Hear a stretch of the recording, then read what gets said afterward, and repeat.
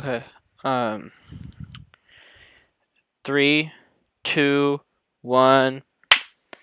Okay, everyone. I'm here today, uh, to give my 2 cents on the director's commentary of the Family Guy. Um, oh, I'm a little loud, huh? The Family Guy. The Family Guys. Um, This was a film I made a few years back with a couple colleagues of mine. Um, it was pretty fun. Movie was pretty good. A lot of critical acclaim. Really big movie. And oh, sorry, I got okay. Um, excuse me, guys.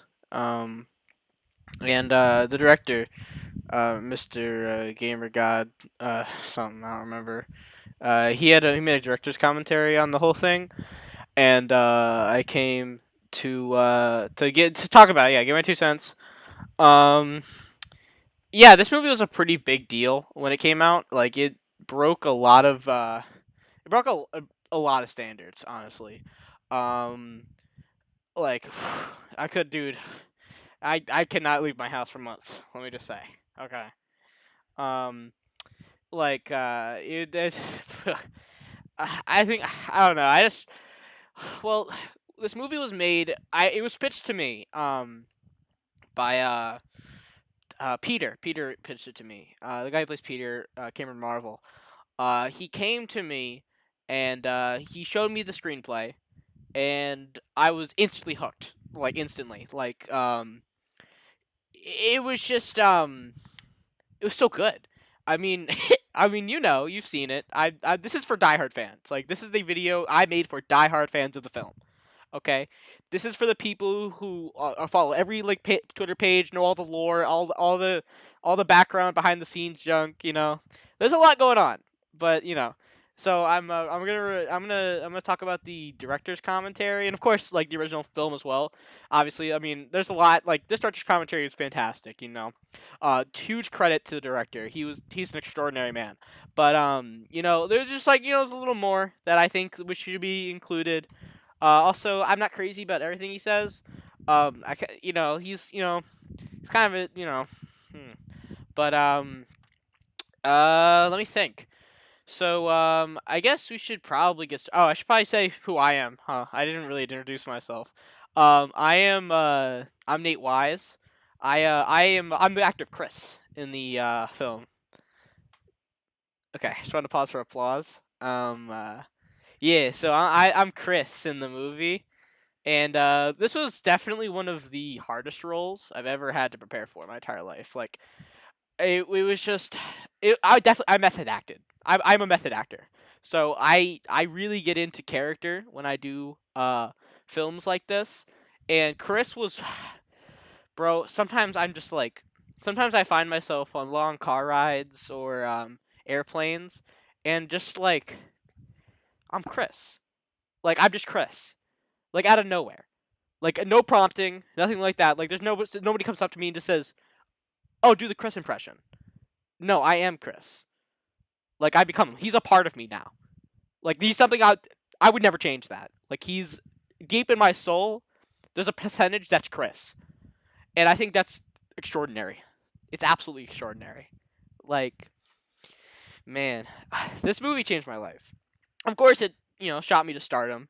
It shot everyone to stardom except for he, some people. But we'll get to that. Um, uh, but it's just I don't know, man. It was just this movie means a lot to me. I mean, I think that's evident. It means a lot to everyone watching this.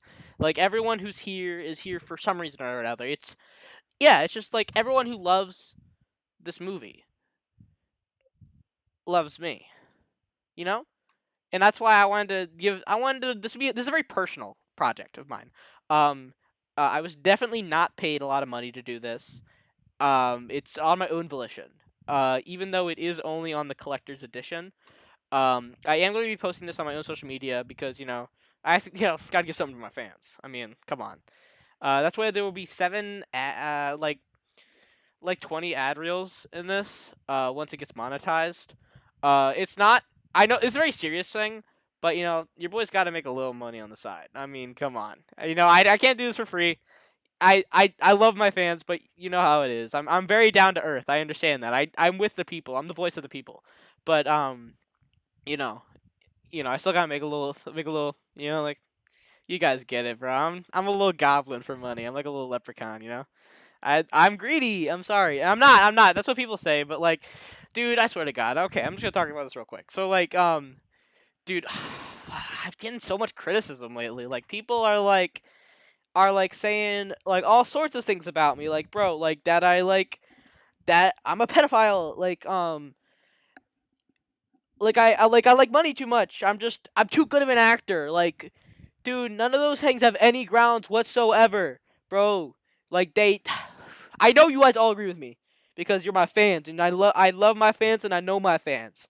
I love my fans, but like, dude, actually, oh my god, it gets to me, bro. It gets to me.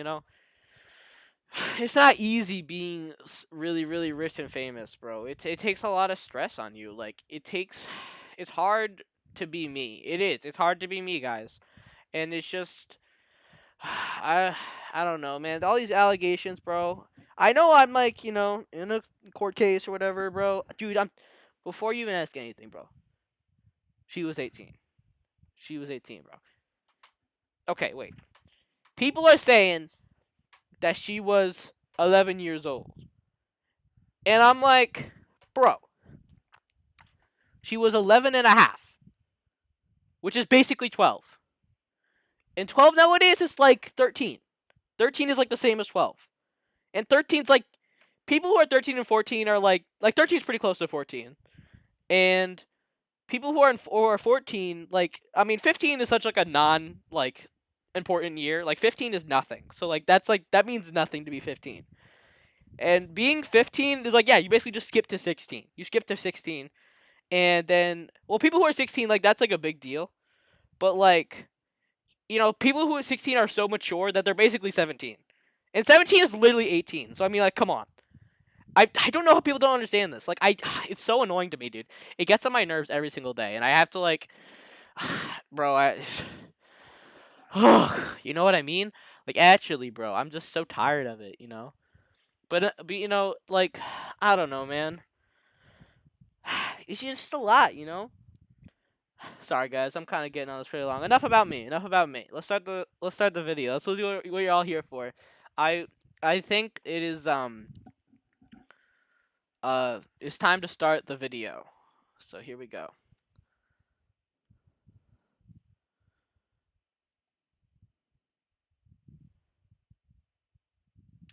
This is so unprofessional. Oh my god, people watch this? Bro, I forgot how bad this was. This is rough. Bro, can he just start already? Jesus Christ, dude. He's like cannot stop, like just pausing.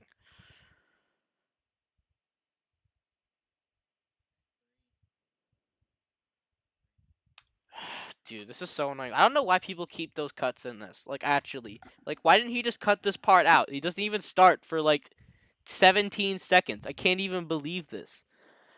God. This is gonna be a long video.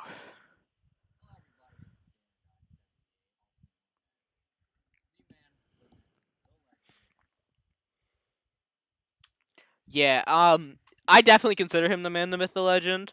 Um, this guy definitely is crazy awesome. Like, I haven't, this isn't, like, public knowledge, but, like, this guy, he actually taught me how to read. Like, he taught me how to, like, actually read. Before this movie, I had no idea how to read. Like, I'm an actor. I always have been. But, dude, I could not read a script at all. Like, I had to, people, I just guessed every single time. And I got kind of close, like, most of the time. But I was, like, a smaller actor for some reason. Like, I don't know how I, like, oh, wait, one sec. Okay.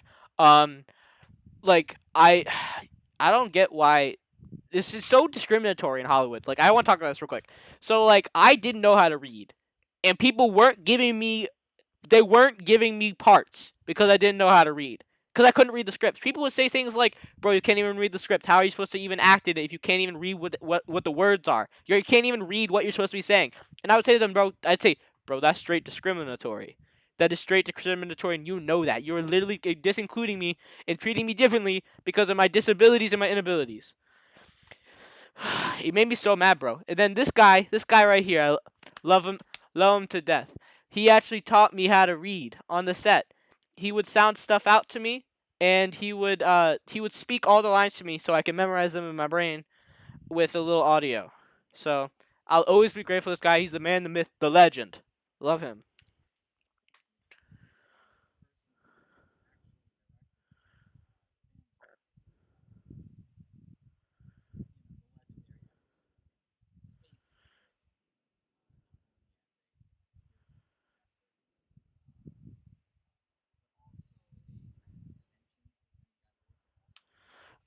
Personally, I don't view the Family Guys as part of the Family Guy canon.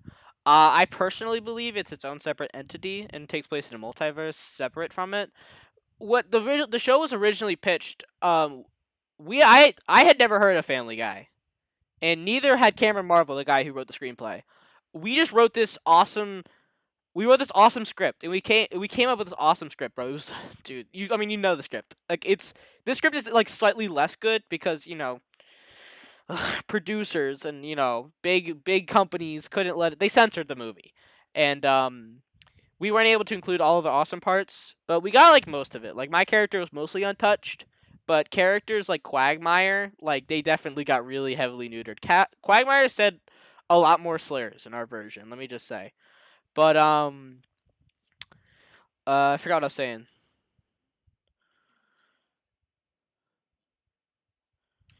That's not really that cool.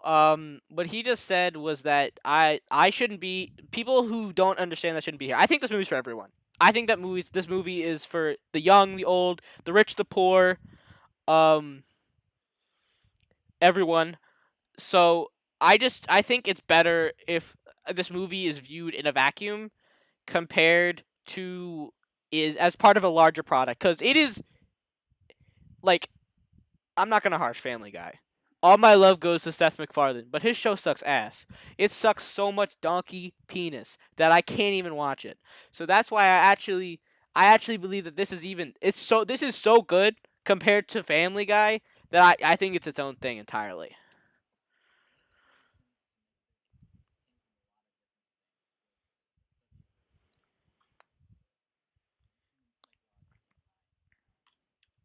That's true.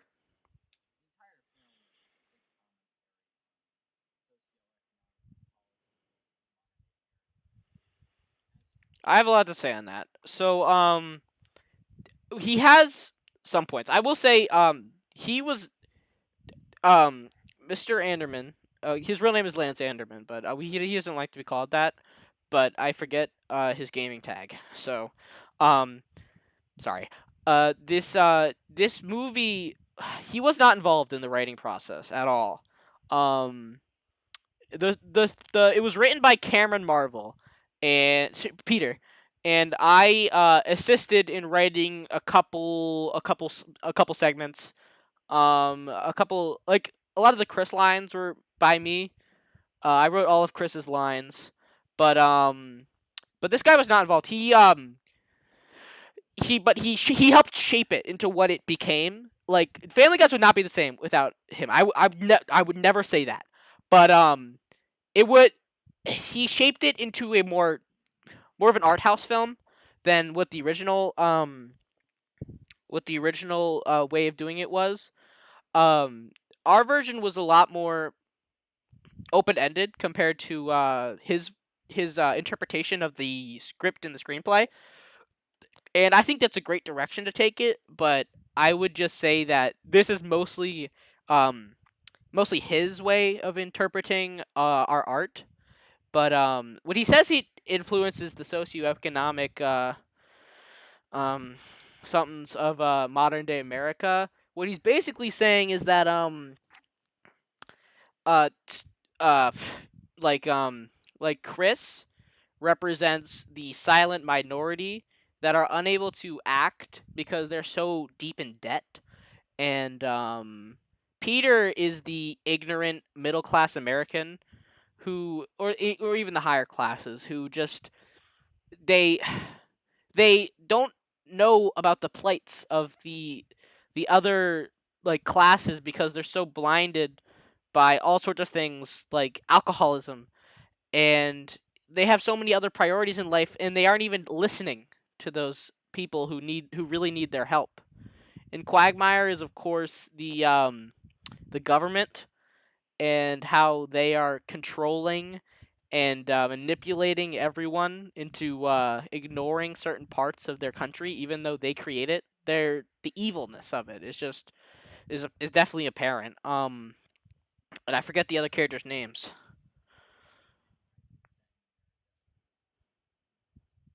That's Chris originally spoke Portuguese, but we changed that.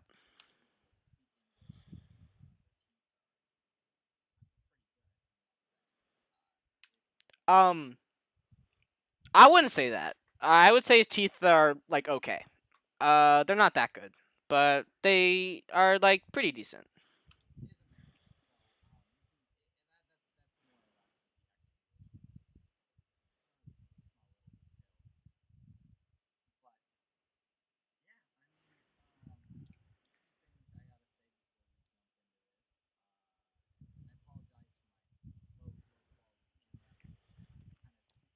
His camera sucks. I can't even like see his face. It's not even like good at all.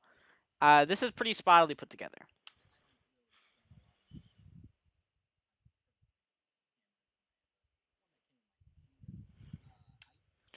I don't like that comment he made. I think that comment was kind of not necessary and a little offensive. To people who like do camera work as a living, he's trivializing their lives, and I don't think that's cool at all. But what do you think? Leave a comment down below and hit the bell.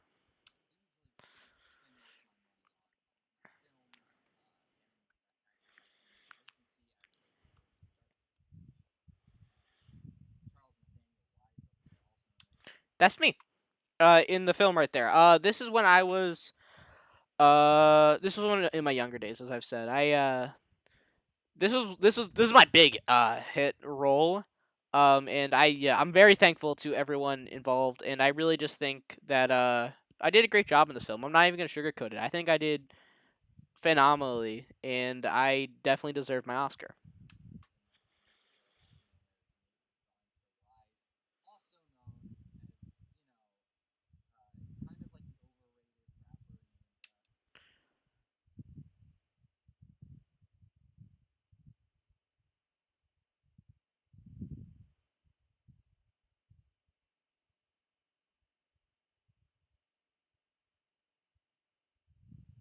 Did he just say that? Okay. Hold the phone. I'm holding the phone. I'm putting it down. What? That was insanely uncalled for. What the fuck does this guy get off on? I swear to Christ. Okay. I wasn't going to say anything. I wasn't going to bring it up one time. I wasn't going to bring it up a single time. But he started. He started. You saw how he started. You saw how he said it first. You saw how I was an overrated rapper. This guy, Lil Lober, that is his rapper name. If anyone is unfamiliar, he's a rapper. His name is Lil Lober. His raps are the worst fucking piece of shit I've ever heard in my entire life. I would rather pour molten gold down my throat and let it harden and I suffocate and die rather than listen to a single second of his raps. I would rather climb bare naked through an entire tunnel of broken glass than have to listen to another one of his lyrics. He is the worst rapper I've ever heard in my whole life. Compared to me, Buster Nerd, 5 Grammys, 9 nominations. I am the greatest rapper to ever live on this entire planet. And he thinks that he's even a smidge as talented as I am? That's so fucking uncalled for. I can't even believe that he would even suggest that to me. To me, right here, this guy. He doesn't have a single nomination. He doesn't have a single Grammy. He's overrated SoundCloud trash. And I will not take this standing down.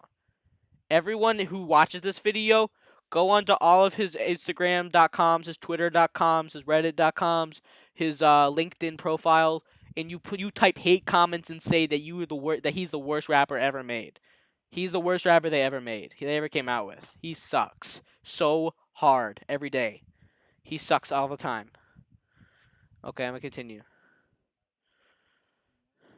Yeah, my name's Busta Nerd, by the way. Check out my raps. That's SoundCloud. SoundCloud is Busta Nerd.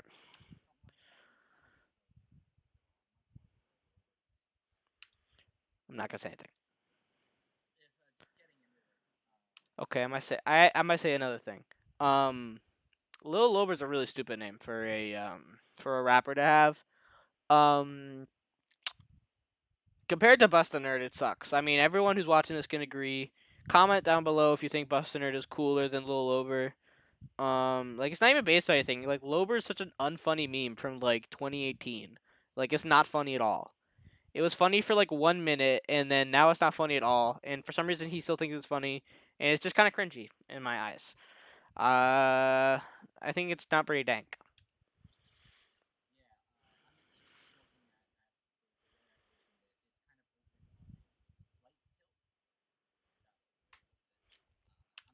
That was because this person's house, Lauren's house, her house is actually naturally at a 5-degree angle, so all of our shots are shot like this. That was not on purpose. He lied.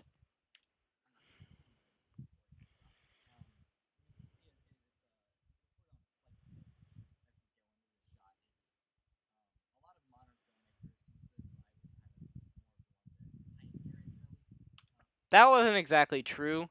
Um, I get what he's saying, where it's starting on more of a distorted reality, but which is a great way of doing it. But him taking credit for it is not that good. I don't like the way he did that, and movies like Inception, and other movies that use tilts in them, he was not the first to do it. I'm just gonna say that out loud.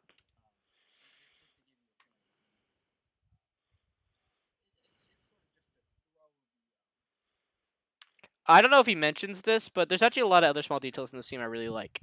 You can see the cups and the plates on the table. That is an instant way of the audience knowing it is show not tell. It shows that this guy is in a family. He's a family guy. And the pinball machine in the background, that represents how all of them are playing the game of life. They are all playing the game, and they're fighting the daily rat race. They're all playing the game that capitalism has created for them, and I think that means a lot. Also, it also shows that it's actually nighttime outside. That's because it references how the scene is this movie is definitely a dark movie. Like I won't even sugarcoat it. This movie is definitely a gritty actualization of our modern day culture. So we set the whole movie during an endless night in order to show how we are currently in a tunnel moving forward with no light. There's no light at the end of the tunnel. We're all in just darkness, and we're all just trying to find our way forward, and we're all kind of just lost. And also, there's a piano in the background. No, wait, that's not actually a piano. Sorry.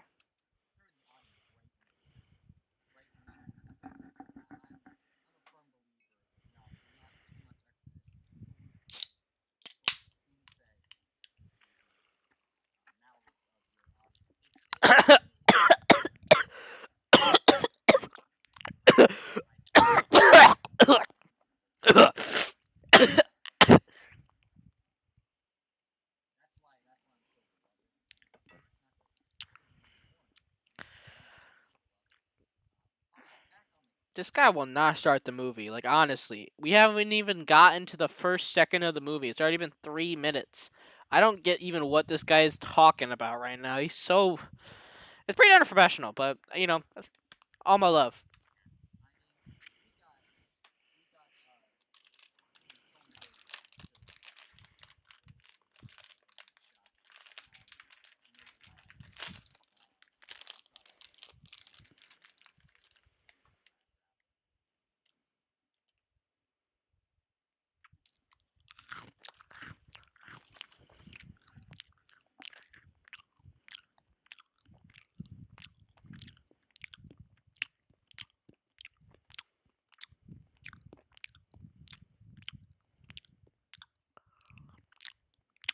Lance Anderman's zip code is 19342.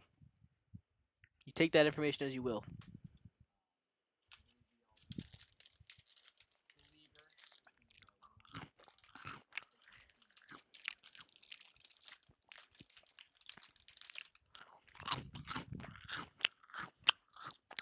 Um, Lauren's pretty cool. We used her house for the movie because we like the tilt, and her house is pretty cool. She has a pinball machine. Uh, she's like she plays a couple characters in this movie. I don't remember every detail. I haven't watched this movie ever. I've never seen it before. I only knew I was in it. I never watched any of the screenings, so I'm watching this. I'm new to this, but she was pretty good. Probably the second weakest actor, behind the dog. Brian sucked. He was pretty unprofessional, but other than that, pretty good. Definitely sold Quagmire real well. I think wouldn't have been the same without her.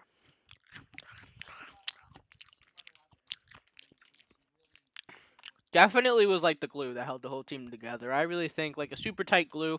I'm pretty close with all the people in this group. I love them. I talk to them pretty often, online and stuff. So definitely a great gal and a pretty stand up.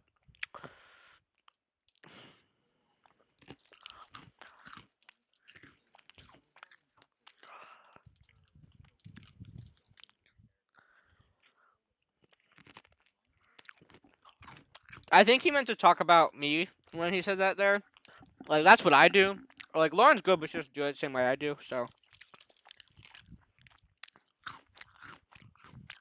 I gotta pause it.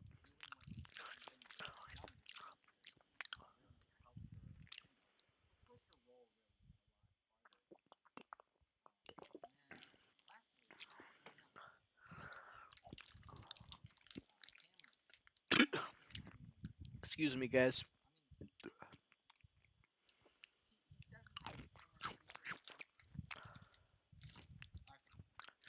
What was that? Did he say his name was Cameron? Why would he say that? That's not his name.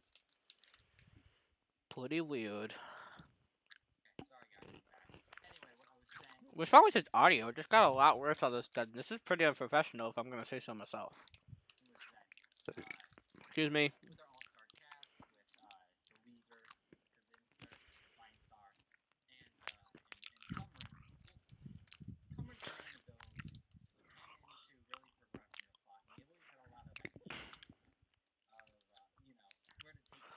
He actually did write it, so I mean, yeah, pretty obvious that he had a lot of ideas. So this guy's just kind of treading on old ground.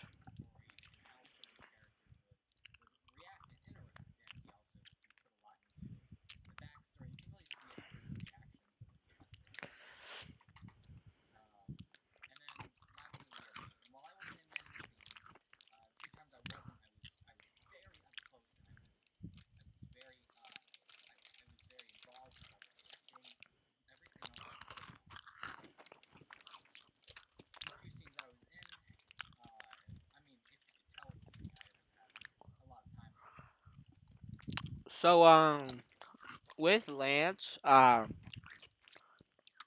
he was a pretty good actor though.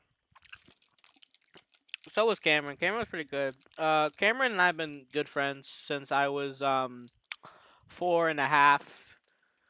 I think we met in October, and ever since then, I've been a close friend with Cameron.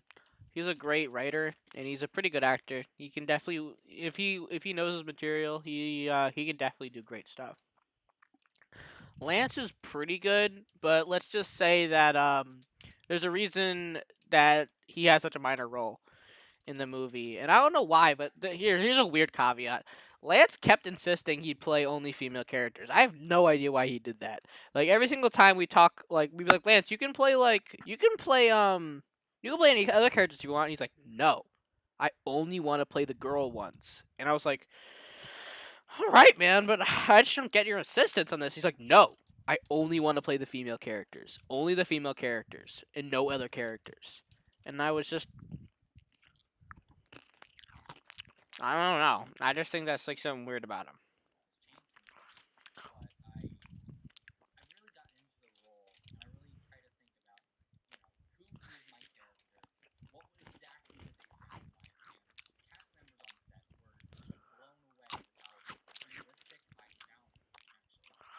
Um, yeah, honestly, yeah. I was pretty blown away. I definitely did not expect him to be such a good Lois.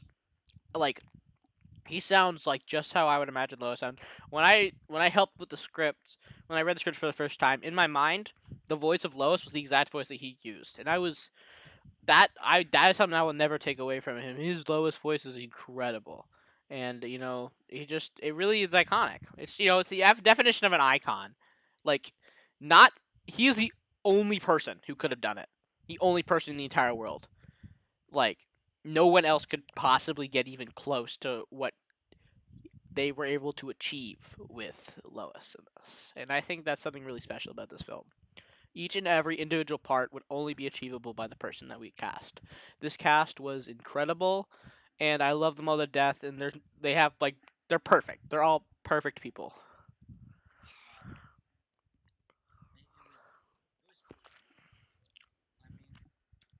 It was pretty cool.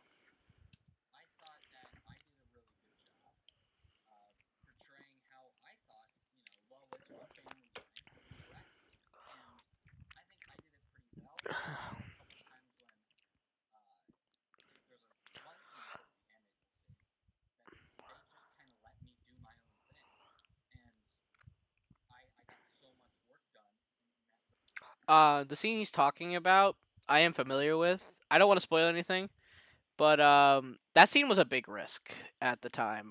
Like we were not sure how, because Lance, at the time, this was a very amateur actor, but due to his involvement with the project and us being too poor to hire anyone else, we just kind of went with him. But I really think he knocked it out of the park and was definitely earned his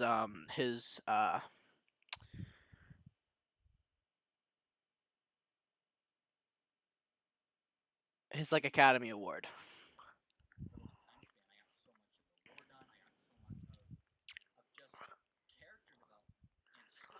Yeah, one nitpick I do have is that his monologue's kind of an exposition dump.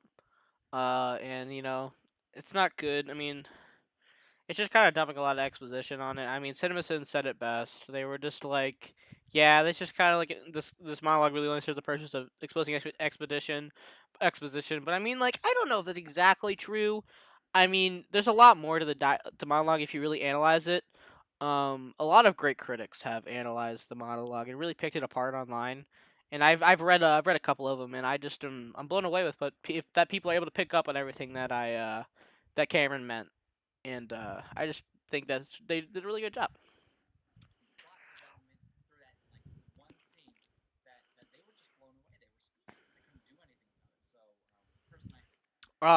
During that part, uh, once he performed the monologue for the first time, Cameron's heart actually stopped.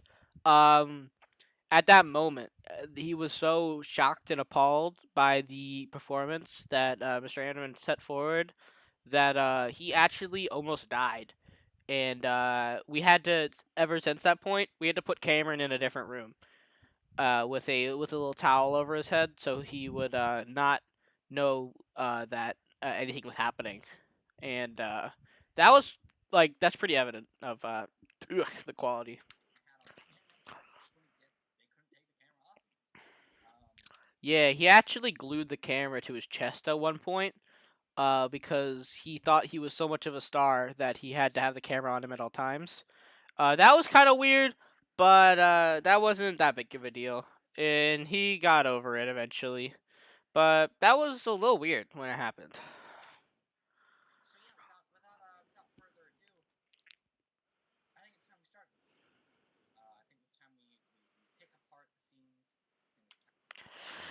He's taking forever to get this started. We haven't even got to the first second yet.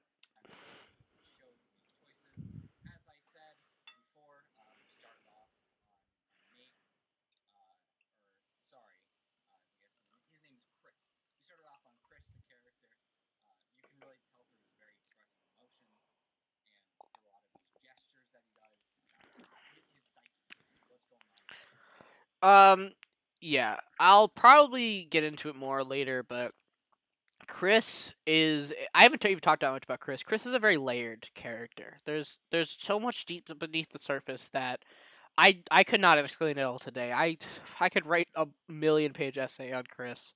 He just he's the crowning achievement of this film. Each individual character's almost perfect except for Brian, but dude, I just think about Chris and I smile. I mean, I don't know if a character like Chris will ever be able to be repeated again in his mannerisms, his actions, his words, small facial twitches and questions. Of course, I'm the only one who could have played Chris.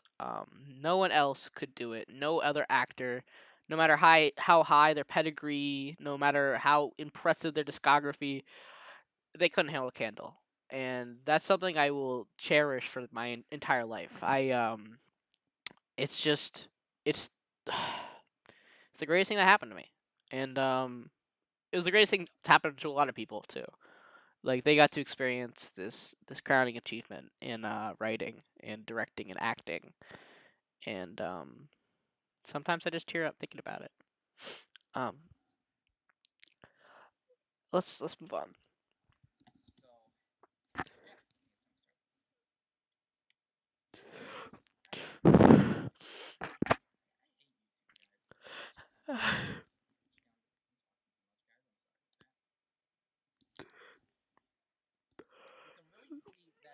Okay. Um. Sorry, I'm okay now. Um. This scene's pretty important. This scene establishes our main characters. Um. I forget who the girl character is. They'll say her name in a minute. But this is the first time we see Peter, and he is sitting on the couch doing nothing. This is representative of how he's the representative. He represents all of the lazy and lazy people, the people who don't act in America, the unemployed, the common citizen who knows what's happening but chooses to do nothing. And I think that's important. In that show, in his character arc throughout the entire film, really starts right here. And I think that's where it should start at the beginning.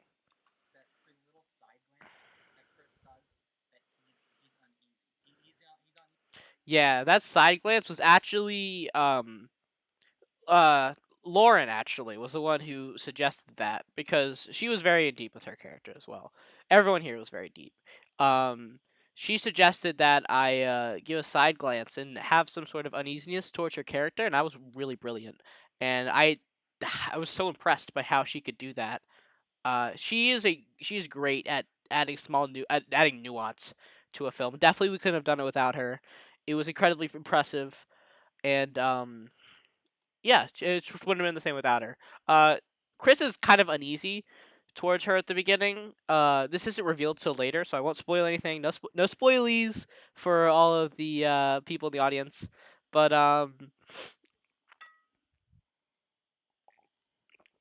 it's definitely pretty interesting.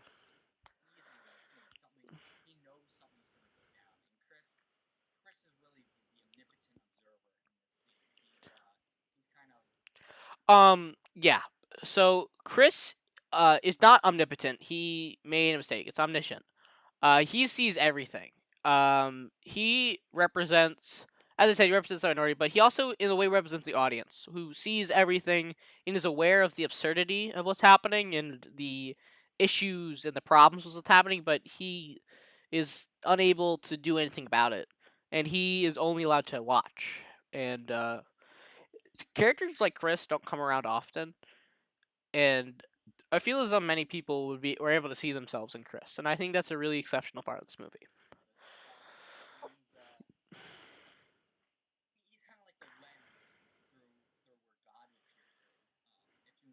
That's a little pretentious. I wouldn't say he's exactly God.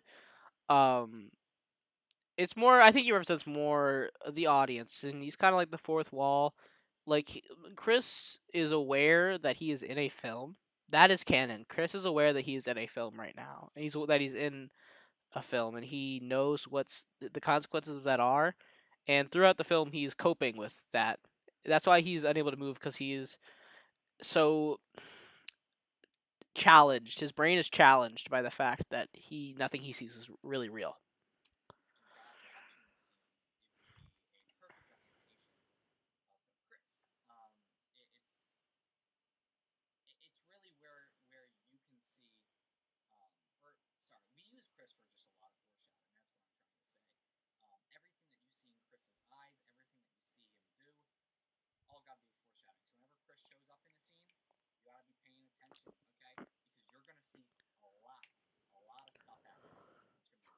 I was taking a sip of my drink right there, but I was gonna pause it. Excellently said. Chris is a a vessel. He is a tool that we used in order to hint the audience to twists and turns in subtle ways that would really that allow the film to be so rewatchable. For a lot of people, like many people I've talked to have said they've seen this film hundreds of thousands of times, and each time they find something new to love about it. And I think only Chris could have been able to do that, and I think that's brilliant. I think it was a brilliant part by the team. I think we really hit that part out of the park. So yeah, definitely watch Chris. I'll point out a couple little things, but I don't want to take away everything from you. I mean, of course, everything can be interpreted in its own way, but what I say is right. I mean, or what we intended. So maybe you have your own little itty bitty interpretations or something. I don't know. Um, but you tell me in the comments down below and hit the like button.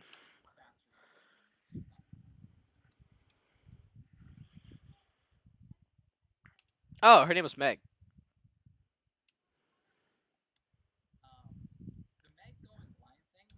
Um, yeah, Meg went blind. Oh, is it lagging? We'll see. Yeah, Meg is blind in the movie. Meg is blind because she needed to be punished for her actions. And she knows what she did, and this is her penance.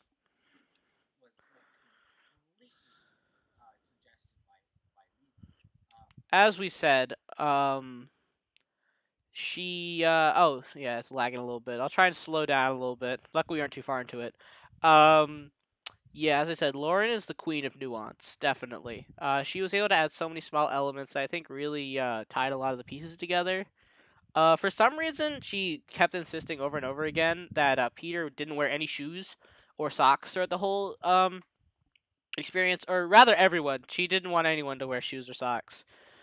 She just said that it would be unnatural for them to wear shoes or socks for some reason or another.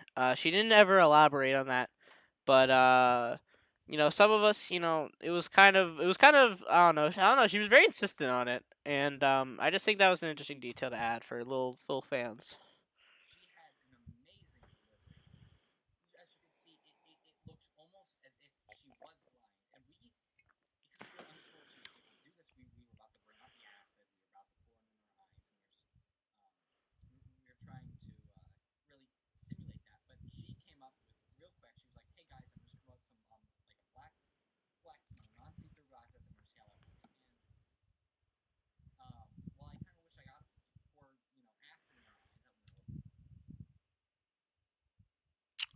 So the director is kind of Lance was kind of a sadist. He liked causing other people pain. That happened a couple times.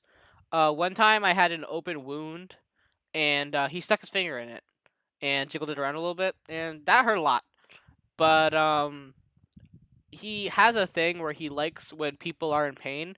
That's very obvious in his directing style, which I mean, obviously you can see. You've seen it a lot. I assume a lot of you have seen his discography. It's definitely a very raw style that I think not many other people can replicate. Uh, Whenever he's not on his medication, he really does his best work, and I think that's pretty cool.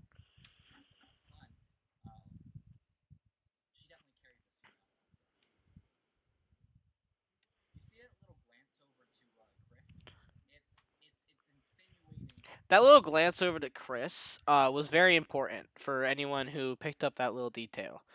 Not just it was a very important part because it's just kind of reminding the audience that Chris is there and that he knows. Like he knows.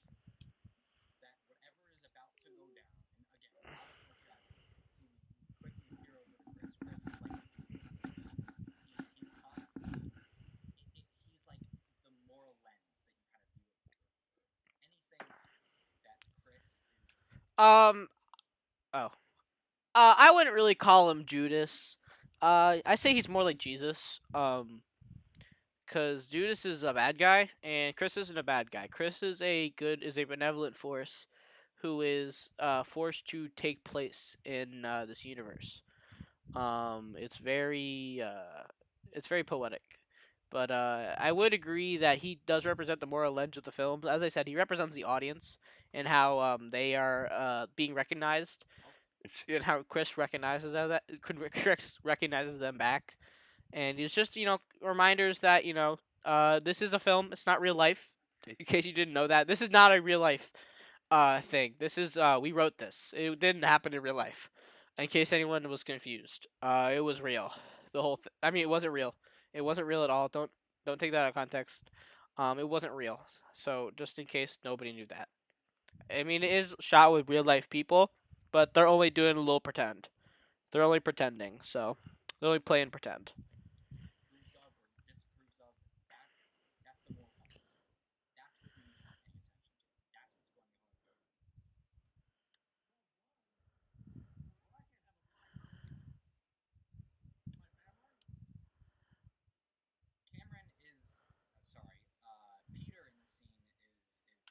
Um, Peter is as I said, he's an ignorant person. He doesn't take action, but I he is very opinionated still, and a lot of audience find that to be a undesirable trait. But I don't exactly do agree. Disagree, because Peter. It's difficult to describe. He's such a different type of character. Not many characters are like him. He is the protagonist, but he isn't exactly a likable protagonist. Like he is like I do people love him, but it's just exactly he has a lot of traits. He has flaws. He's a flawed character. He's definitely incredibly discriminatory, but that's only just cuz he just doesn't like change that much and sees things that are different to be violent and scary to him. And he just is very careful around those sorts of things. And that's why we snuck in that little detail of him discriminating.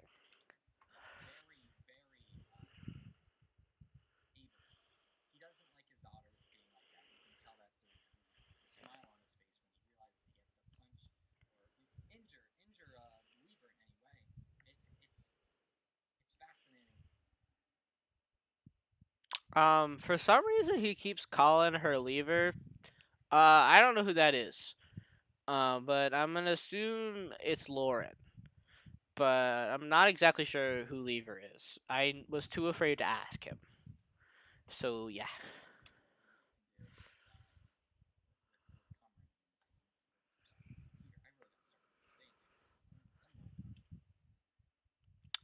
this is a pretty unprofessional. He's acting very unprofessionally, and I'm not exactly cool with that. He keeps not referring to actors respectfully, and I just don't think that's very cool to him. And so this is a call out post on my twitter.com. Uh, he needs to learn to be better, cause I believe in him, cause he taught me how to read. So I think that he can do better. I know he can do better.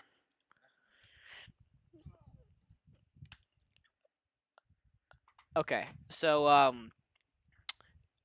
this is a very important part. It is showing early on that how Peter is a violent person and how he's stuck in his ways and how he needs to change to better support his family. And this is incredibly important because it shows his hatred because her glasses fall off. That's how you know he doesn't like her. Yeah, her glasses fall on the floor, which shows like the glasses are like herself and like how she is, and he is throwing away that symbol of her and how he doesn't like her and is disagrees with her lifestyle. And that's a very important part that a lot of people don't pick up, that he actually doesn't like her cuz the glasses. It's very subtle. See, this guy gets it right there. He gets it. He gets what I'm saying.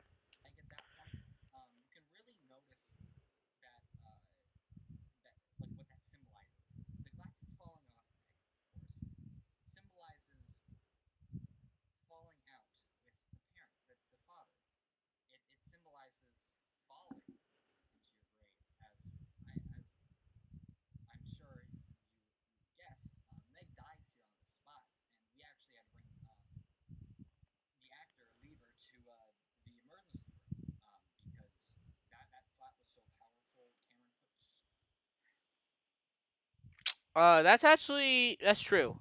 We she nearly died from that punch. For some reason, Cameron was really drunk that day, and Cameron is also a champion bodybuilder. So I don't know what he was doing, but he punched her with the weight of a semi truck, and her face was almost permanently caved in, like it was almost concave. It was I definitely threw up like a lot, um, but in character, so I just threw up in my mouth. But yeah, she almost died, and we had to postpone shooting for like 2 more days so she could like get rest and everything. But she came back fine, and she was okay afterwards. Cameron apologized. He said he was sorry.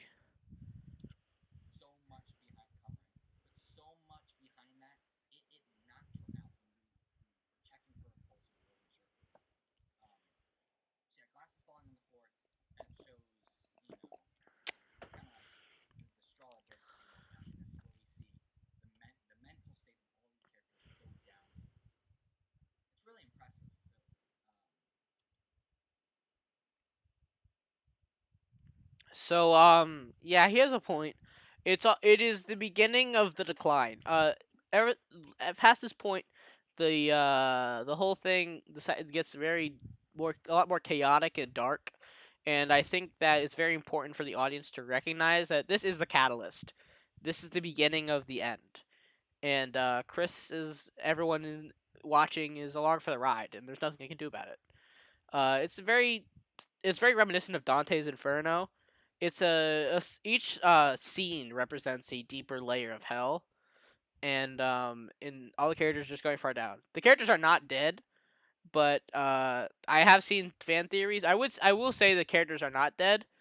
We did think about it, but we decided that it would be better and more emotionally moving if it took place in real life, and all the characters were simply allegories and metaphors instead of them being dead, and that explaining away the chaos. But I think it worked out better this way because our message can hit closer to home. Because this could happen to anybody. This movie could happen to anybody, anywhere. It's very relatable. So I think that's really cool what we did.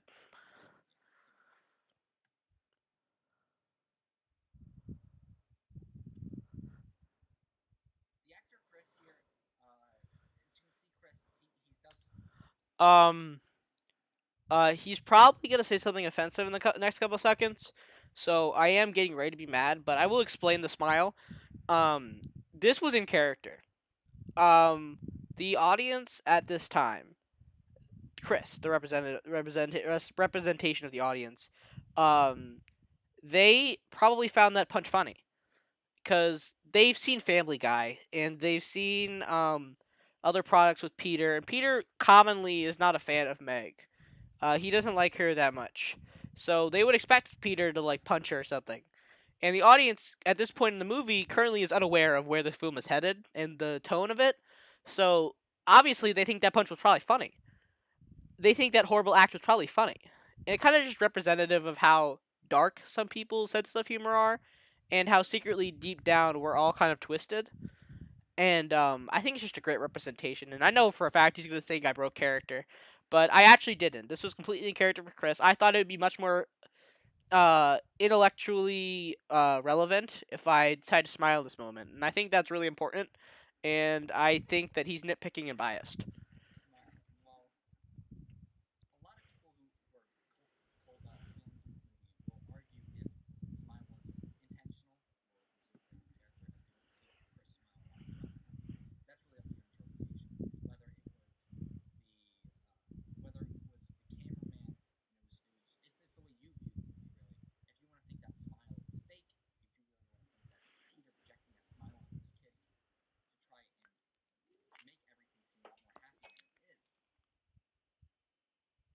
That's a stupid opinion to have. I think that doesn't make any sense because this movie is grounded in reality. Peter has no way of forcing Chris to smile. Chris is his own being, and he is unmoved by Peter's wishes. And I think that's a pretty stupid theory to have. Definitely debunking that one. Not true at all. Not a true theory at all. You think you had me? Nope. Get out of here, Matt Pat. You're wrong. Bye.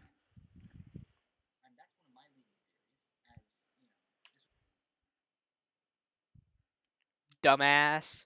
He's stupid. He's a stupid, dumb little idiot. He watches too much Matt Pat game theory, film theory, and he thinks he's smart, but he's not. Yeah. Just wanted to say that.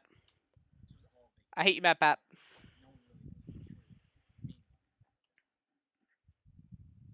I know. I know the meaning. It's on purpose. I said it was on purpose the whole time. So I even told him that.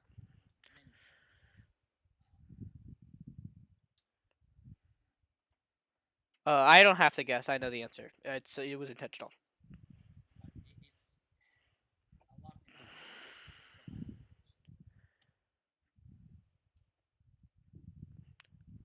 I understand it.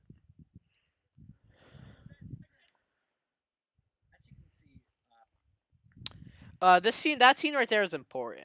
It is a crucial part of the scene to show how this isn't exactly your regular Family Guy episode.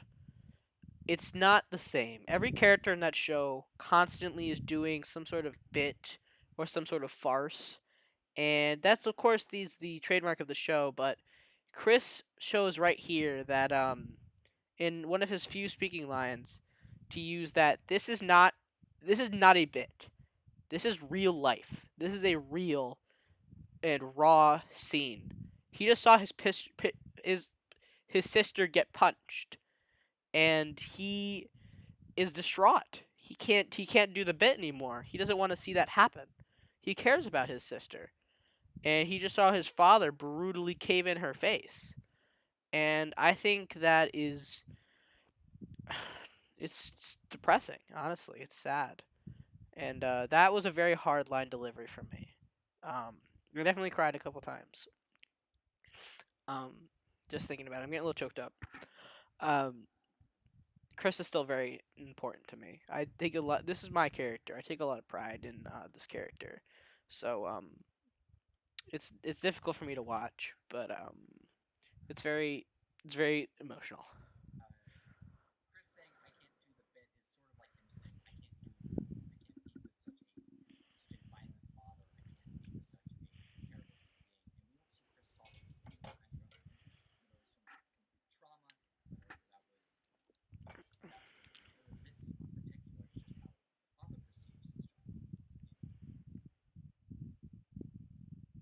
Um, Chris not speaking is a very commonly disputed part of the film. A lot of people don't seem to fully grasp the concept. Basically, what we were going for is Chris doesn't speak because the audience can't speak. The audience is unable to change the results of the film. Once a film is fully written, produced, and shown to the audience, there's nothing the audience can do to change the movie. The everything that happens in the movie will happen every single time, and it will never change. And Chris, this is the part in the movie where it's just such a raw scene. This is why he speaks because this is the one time when Chris, as a character, separates himself from the audience and inserts his own beliefs and thoughts before he is further corrupted by his father and traumatized. Um, but Chris not being able to speak is incredibly important, and it was a very bold decision by me that I chose to go that route. Um, was it definitely wasn't because I couldn't read lines at all. Um, that would be stupid if that was true. It was just kind of I just thought it was the way to go with the film, and I think that was the optimal way of doing things for the movie. I don't think it would have been the same without it.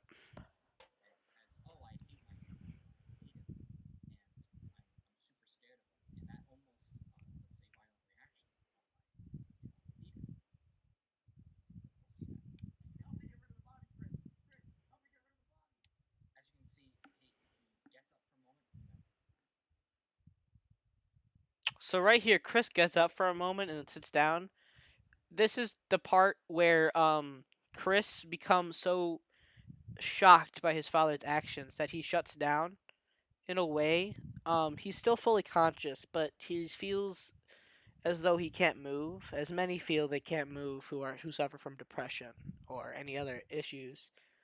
Um, he is just so traumatized and deep in mourning over his sister that he he was going to help, but then his mind in the audience took over, and he once again was shafted back to being a representation, a camera, a lens for the audience, a perspective, a bird's eye view, and unfortunately, he loses humanity in the process.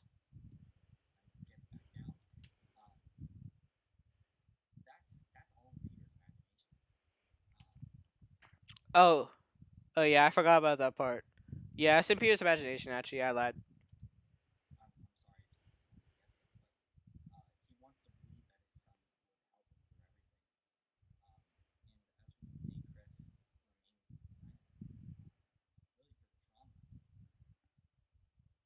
Yeah, Chris actually is. Yeah,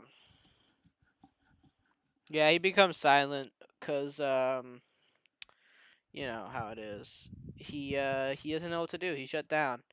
Him getting up was actually, yeah, it was in Peter's imagination the whole time because, as he said, it's how Peter would imagine his son would be. Peter is probably the most powerful of all of the family guys. It's representative of a lot of things that I don't think a lot of people pick up on. But yeah, without he has certain controls over reality, which make him see things. But in actuality, he's just ill and he needs help.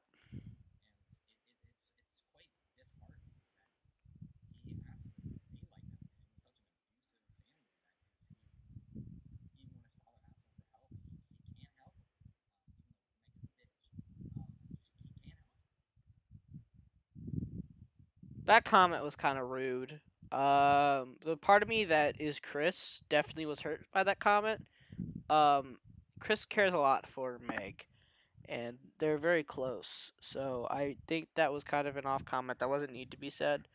And definitely send him hate on his social media. I know I have a lot of Meg fans out in the little chats. Leave a comment and like the video if you like Meg a lot.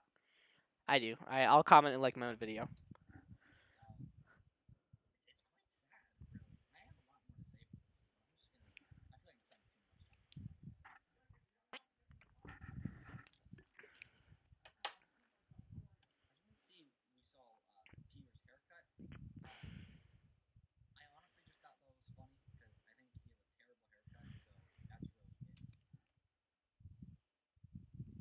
I have to agree. I think his haircut's pretty ass.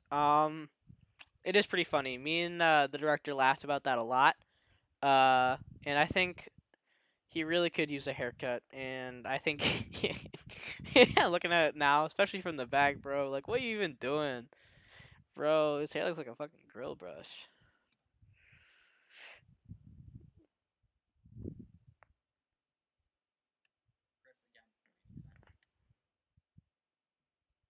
Okay. This is our first shot of the foyer of the house, and if a lot of people don't know this part, but if you look in the mirror right there, you can see Chris, and it's difficult to make out, but Chris is actually crying in the mirror. That was a difficult editing shot. It was a fictional choice because it's showing that he's deeply pained inside and is suffering. But on the outside, he's just such a cheery character. But he's deep down, he's deeply a different person, and he's suffering, and he wants to inflict his suffering on others. But he feels no catharsis from expressing any of those feelings. So he hides them away, and only through his reflection of his inner self can we really see that sort of thing. And also see how the foyer is a lot lighter than the other room. This is because it is supposed to represent Meg heading towards heaven or the afterlife, away from the mortal coil, and how Peter is dragging her there by her feet to get her there. He is brutally. It is representative of how he just brutally murdered her, and I think that that says a lot. Also, if you notice, there's coats on the rack. Um, those coats are on the rack because it's winter time and it's cold outside, so people had coats. It's a little small detail, not a lot of people pick up on.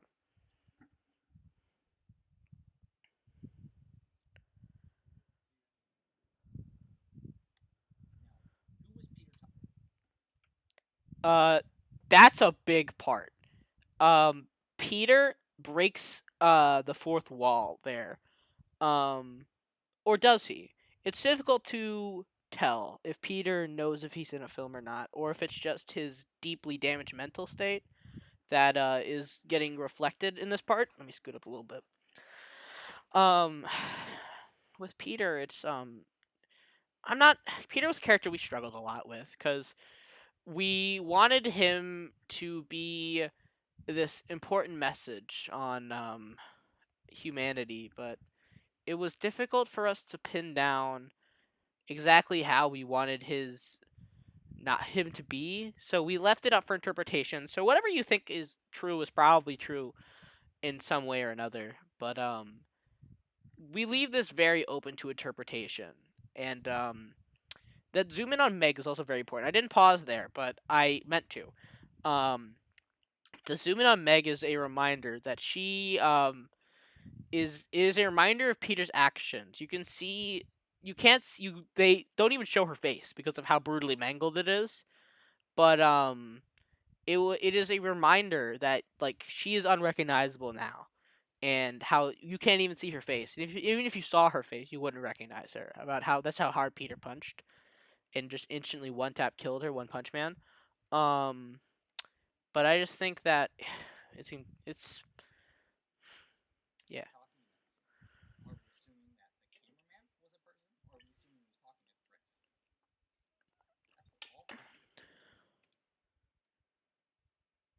So I don't think that he was talking to Chris. And I don't think that the cameraman, we thought at many points that we could make the cameraman a character. And in some ways, the camera feels like a character in the way that a lot of the shots are framed and a lot of the ways the camera moves around and a lot of being one take. The almost many this thing makes up a lot of one takes. A lot of scenes are one takes. This was because we felt that it would we this would allow a lot of many characters to improvise and really just show their best efforts when they're fully involved with their characters. But we decided that the cameraman was not a character, even though we did originally consider it. We decided to shaft that plan because we thought it was a little too much. We wanted to. You got to keep it simple. With films like the best films of all time are simple films with complex meanings beneath, and we don't want the film to be unapproachable to more casual viewers. We want the film to be understandable by many people, but there's still lots of room for interpretation, and we think that's important in our films. I think that's important.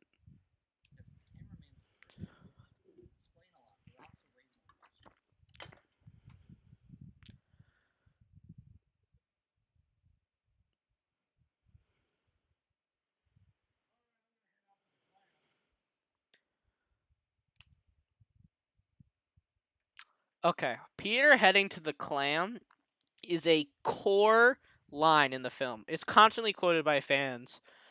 Heading to the clam is his form of escapism from his suffering in his day-to-day life. He seeks alcoholism and away from his family at the clam, which I'm not even gonna get into that whole discussion, but the clam is possibly not real. We definitely thought about it, and we thought the clam could possibly mean some sort of other state that he's in, where he just is his way of escaping his horrid reality. But heading to the clam is a very deep meaning, and it's repeated many times throughout the film, and it's one of the most important messages that heading to the clam or whatever your place is can be bad. It's important, but it's not you shouldn't seek it too often, or else issues arise, as we see.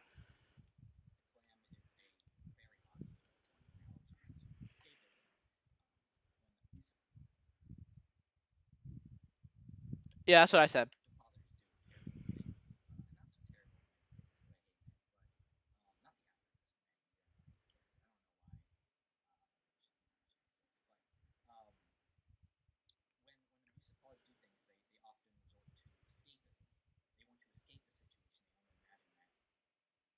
He's saying what I said.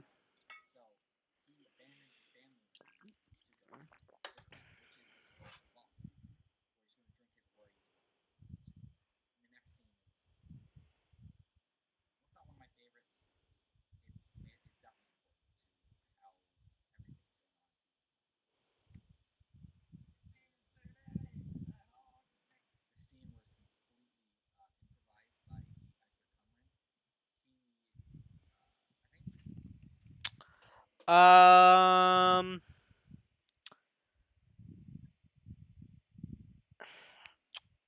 I forgot what I was gonna say.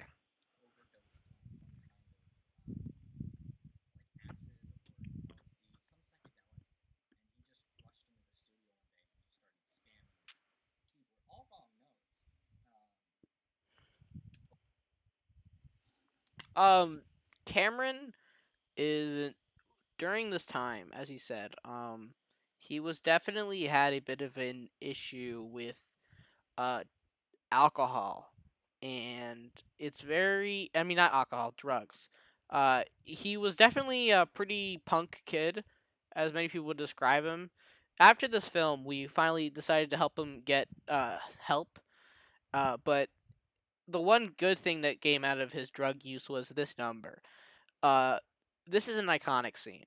Um, the movie, it firmly shows how it is different than Family Guy. This is not the Family Guys you know and love. This is not your Meg, Greg, your Meg, Peter, Chris, Lois, Stewie, any of those characters. They are not. This is not them. It shows how the distorted number helps clue the audience into the fact that this is not the people you know, and that this is in fact something entirely different. And I think that's beautiful.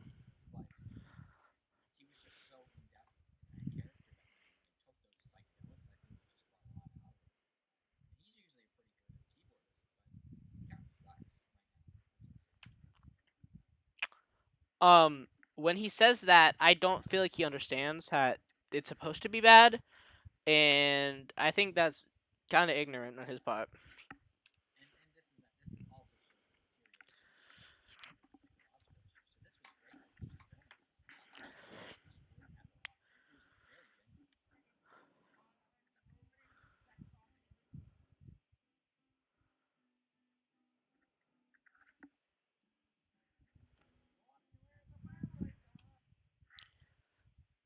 Okay, I'm gonna pause there. The shot to Chris is another reminder that Peter is not entirely well, and it's showing how Chris is just wants him to get help, and he just isn't respecting that, and it wants Chris to pretend like nothing is wrong, which is, the audience is now at this point realized that this is very different. This is a very serious movie, um, and it carries a lot of important topics.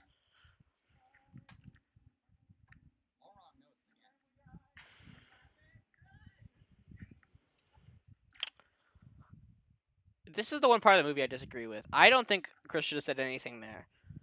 Originally, he didn't, but it was the producers got in our back, and they wanted so bad for Chris to join in so they could market it better. Because they didn't want just Peter singing the song. Because in the show, all the characters sing the song, and we told them so many times that we couldn't have all the characters sing the song. It wouldn't make sense thematically, but they just kept pushing them. They kept pushing, and I feel like this is definitely a weak spot in the film. And even though this is such a great scene, it's so iconic. Everyone and their mother has seen the scene, but I think that really drags it down. Luckily, there's plenty more masterpiece left, but it's just still tough to watch.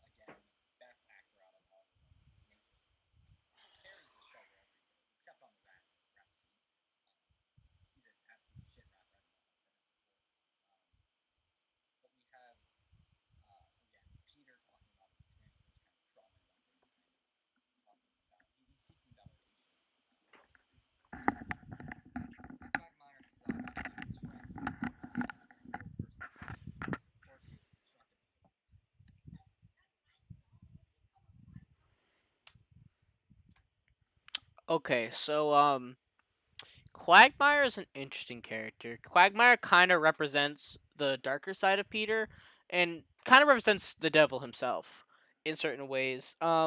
Quagmire is a bad influence on Peter and tries to get him to do bad things. And it's very I wouldn't be amiss to say that I wouldn't be remiss, pardon me, to say that Quagmire may have insinuated the entire film to begin with.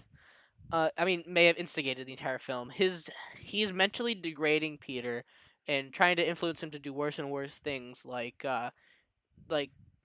be mean to women and make it. He makes doing bad things seem cool, and Peter is always his whole life wanted to be cool.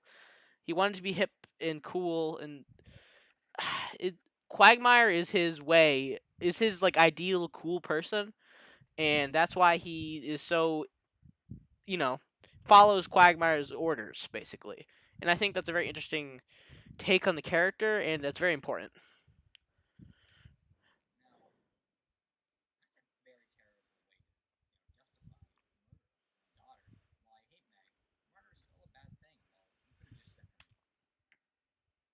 Murder is a very bad thing, and you definitely shouldn't do it.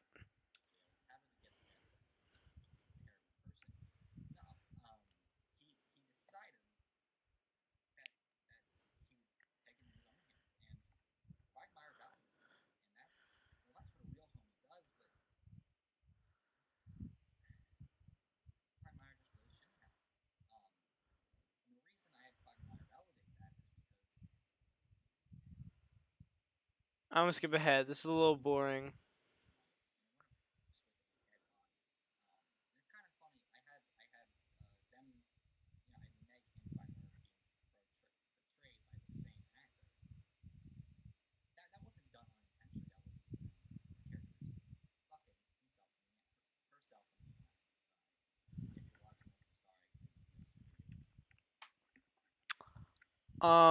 This is.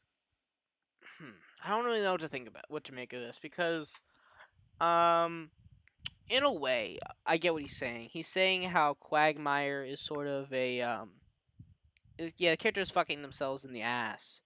But it's very bad how he just misgendered the audience. But I'm not gonna get into that. I'm running out of time for this video. I gotta hit my deadline. So basically how actually I don't have to say anything about that. Excuse you.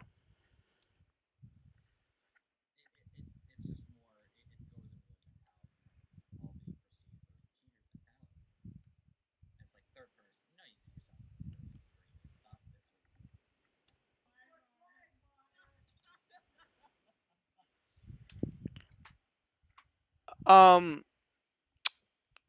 the role of Cleveland is a often understated role. Um, he's a very important character in this film and represents a lot of things. And I feel as though a lot of people he's not a very memorable character, and that's kind of what I was going for. He's kind of a background character, even in the scenes where he has lines and where he makes impacts. He's supposed to, be forgotten by the masses, and to prove that, some people, it's kind of a malicious thing, but to remind people that they forget about people. Some people are just forgettable, and reflecting that in a character was very difficult for me, and it took me a lot of work. But I think I really pulled something off impressive here.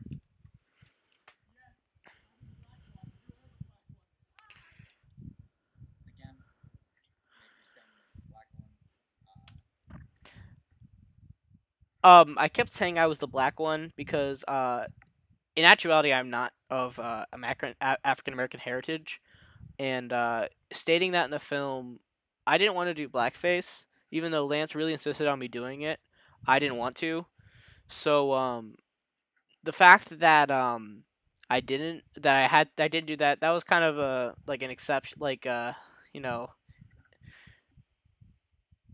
like another way, like yeah.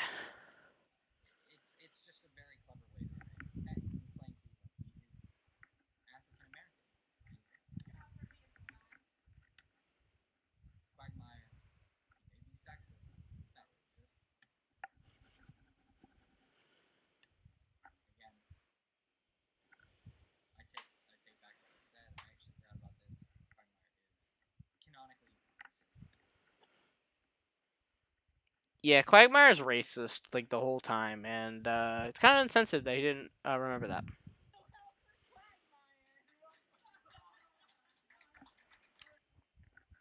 Them applauding Quagmire here is a very subtly important scene where it's not it's understated the how Quagmire acts is applauded by many people. How many people can move towards things that are obviously bad, but under the guise of charisma, they can ignore him. This harkens back to many famous dictators who, despite being awful people, still had incredible followings just due to their charisma alone.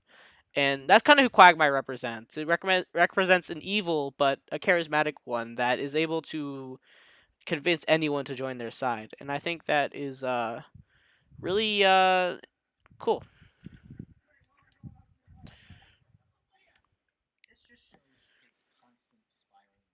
I already talked about this. Talked about this.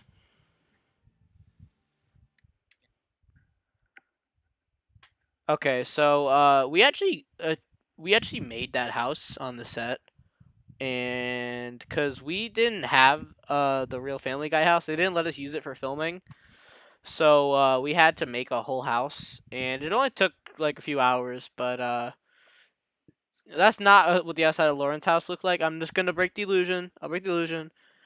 But also, we made the decision to make the house during daytime, and that's kind of to represent how the rest of the world is oblivious to the plights of this family. But once you get inside, it's much darker and fully realized.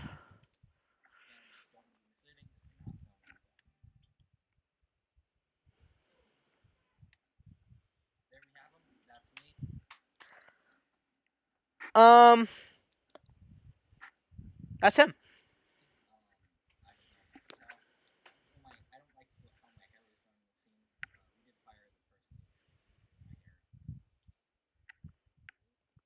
We actually got sued over that.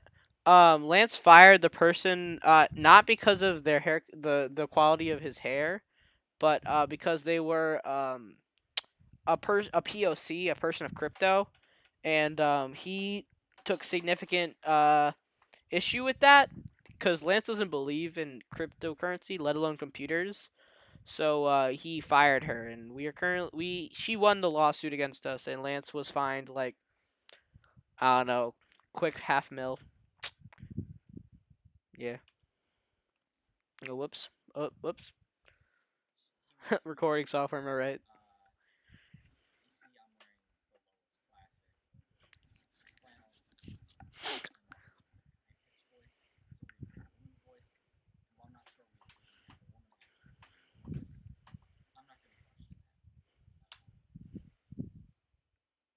As I said, he was very only interested in playing female roles, and he wouldn't say that, but everyone on set can testify it's exactly how it went.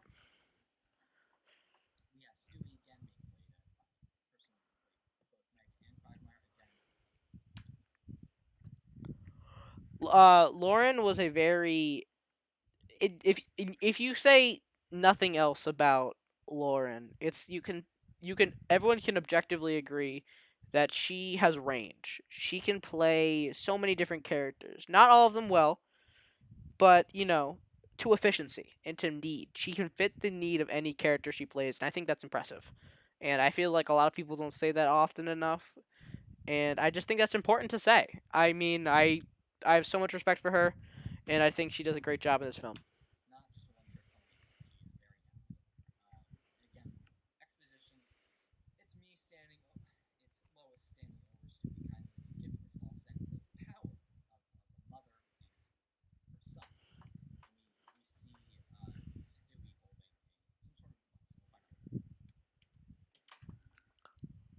Okay, so in the background, I didn't even notice this before, but there's actually ornaments, and that's actually for a event. It's to show that they are around some sort of holiday to help ground the film, of course. But this is insinuated to be a happy time, which is heavily contrasted by the actions and the feelings of the characters. And I didn't even notice that at first, but that's a really beautiful detail. It's another detail to throw a curveball and the tone of the film, where it's taking place in a happier home, but in reality, it's not a happy home at all. And I think that's pretty cool.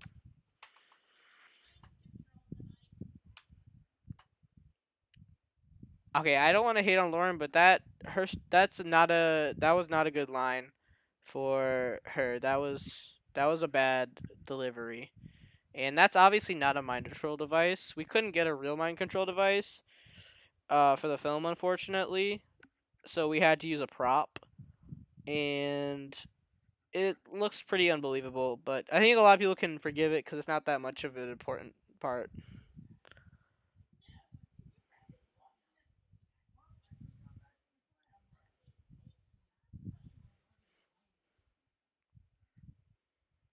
Notice how all conversation stops when Peter's under the room. This is because they're scared of Peter, and they're afraid of him lashing out at them again.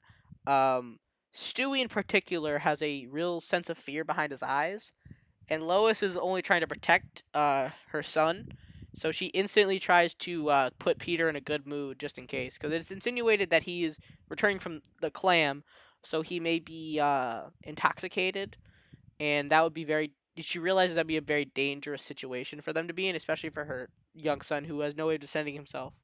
So that's very important.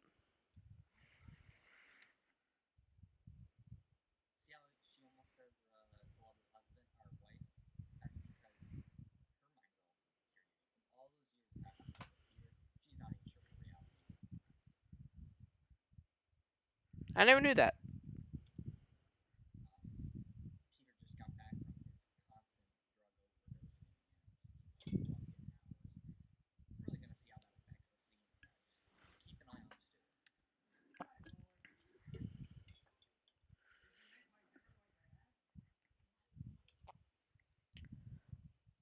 A lot of women in abusive households can instantly relate to Lois, how he's demanding dinner and how he believes it should be expected and necessary for her to have it prepared for him when he gets home. Because many men gain the false understanding that their wives have certain jobs and needs they need to fulfill, and I think that's pretty deep. And I feel like this will be a lot really relatable to a lot of women out there. I mean, I can relate to it. I'm not even a woman, so like that's pretty cool.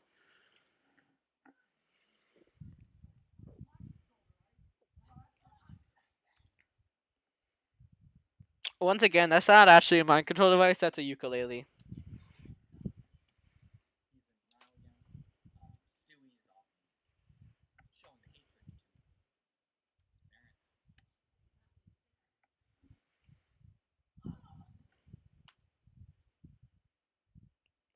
Due to Cameron almost killing Lauren last time, he actually had to not hit her. I don't know if you can even tell, but it's actually she doesn't actually get hit there.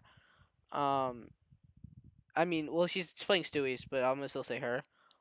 She doesn't get hit there actually because she was afraid of getting more damage than she was beforehand from the Meg hit.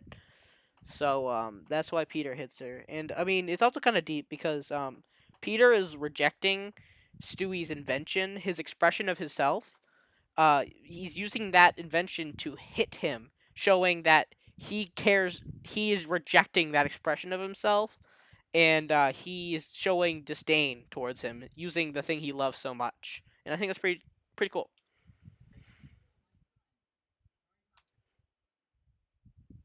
Oh wait.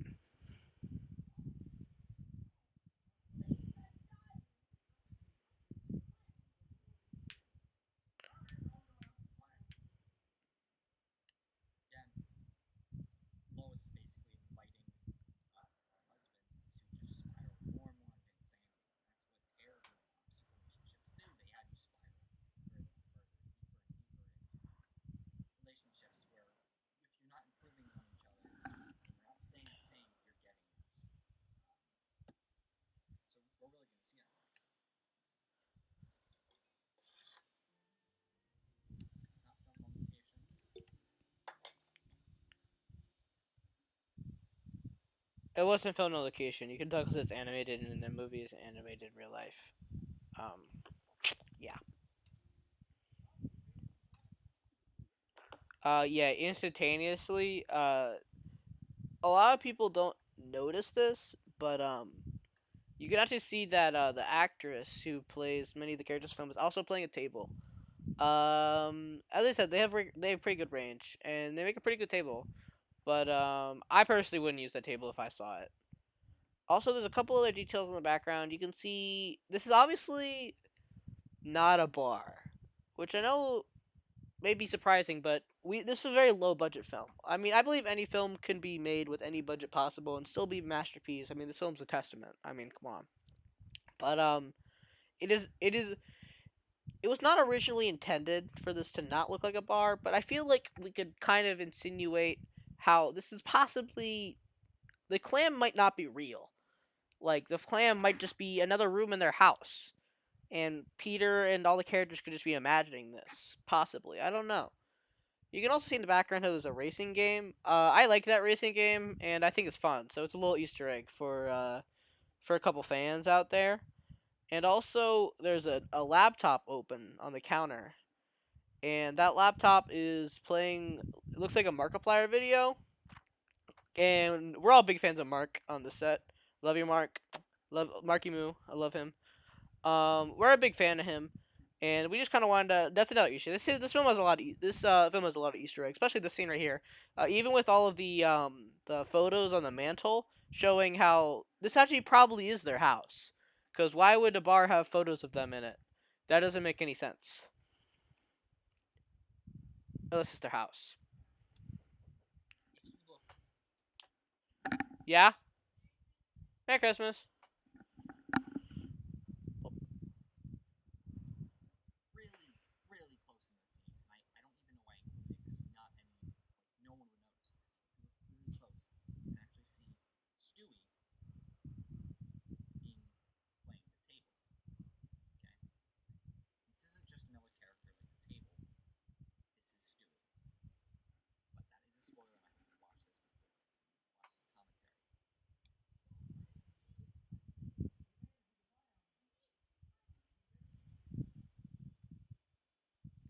This part right here is them just convincing themselves that it's actually the clam when in reality it's probably not the clam. And it's just them kind of spiraling and trying to make their minds really believe that it's the clam, even though part of them does know that it's just their house.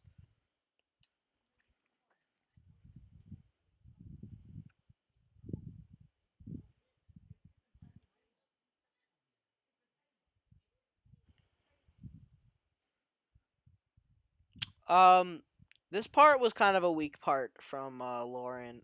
She definitely shouldn't have looked. This is pretty unconvincing. This is a good table, but now it's not a convincing table. Now, like the audience, it's pretty obvious this isn't a table. And I think that is kind of an odd decision. Like, and I know she has so many good ideas, and I have so much respect for her, but I really think this was a pretty big fuck up on her part.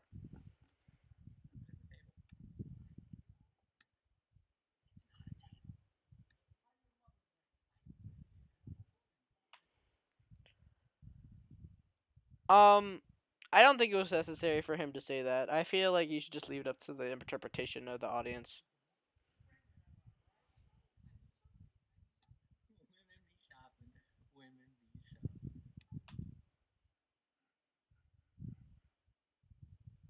Women be shopping. Women be shopping.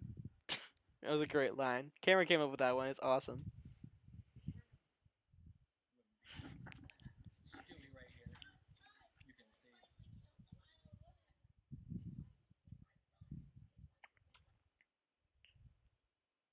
Holy shit, it's Stewie the whole time?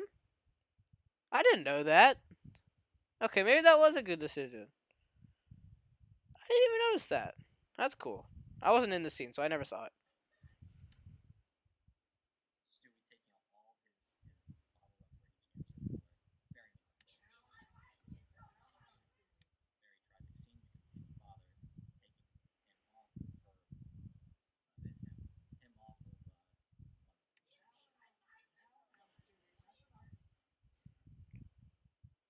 I mean, let me just say that's some pretty good camera work. I actually was the cameraman for this one. It was only a four-person team.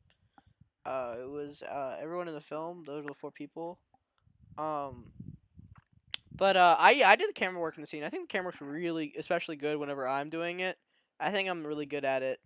But for this scene, it's like Stewie is really lashing out. Like Stewie has been driven to murder because of how infectious the despair in his household is, and it's evident that he wants to end it all.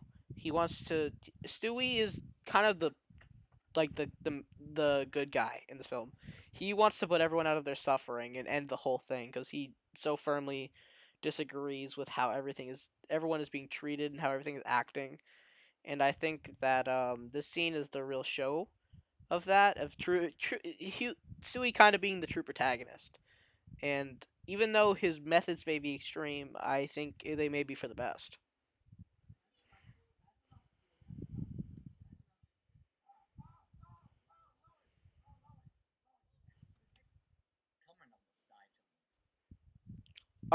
Yeah, that was a really good camera shot by me. Like the zoom in and zoom out. I think that was good.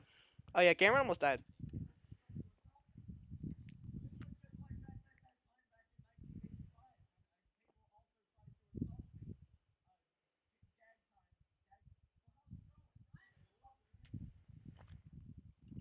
Um, this serves as both a reference for longtime fans and a statement as to Peter becoming more deluded with time.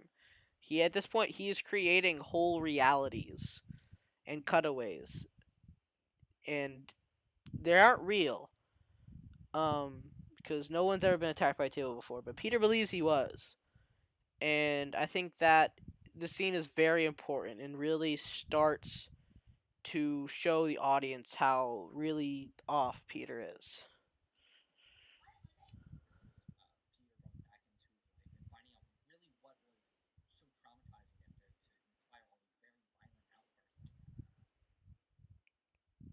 He's wrong. This didn't actually happen.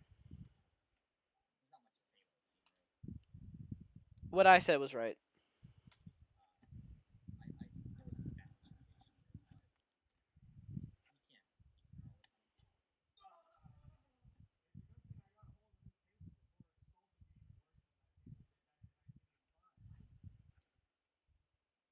I remember that didn't happen.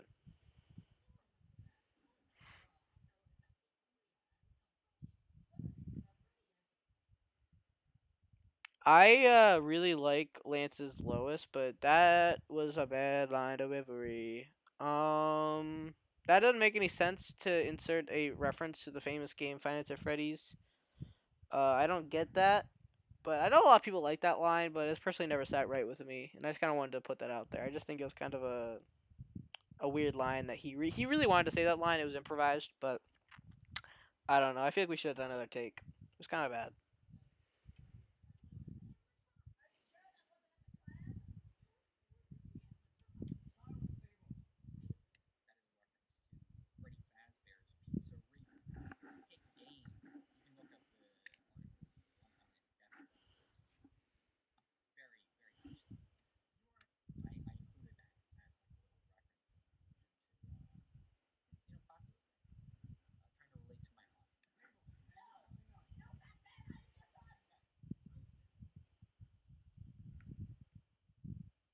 Right there, Stewie calls him fat, and I wouldn't say that.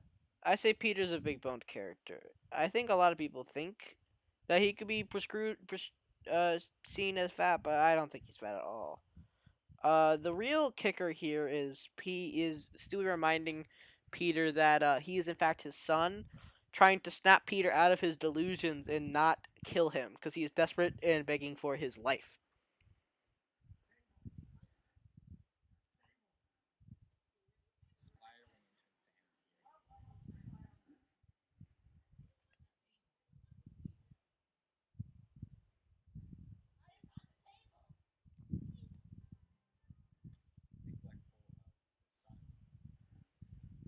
Yeah, neglectful of the son.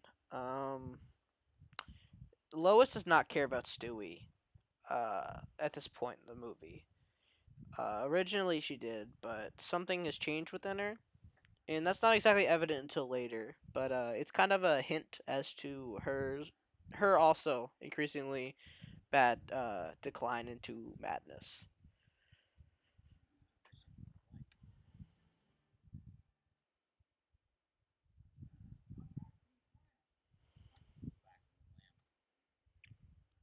Notice how Meg's body is back.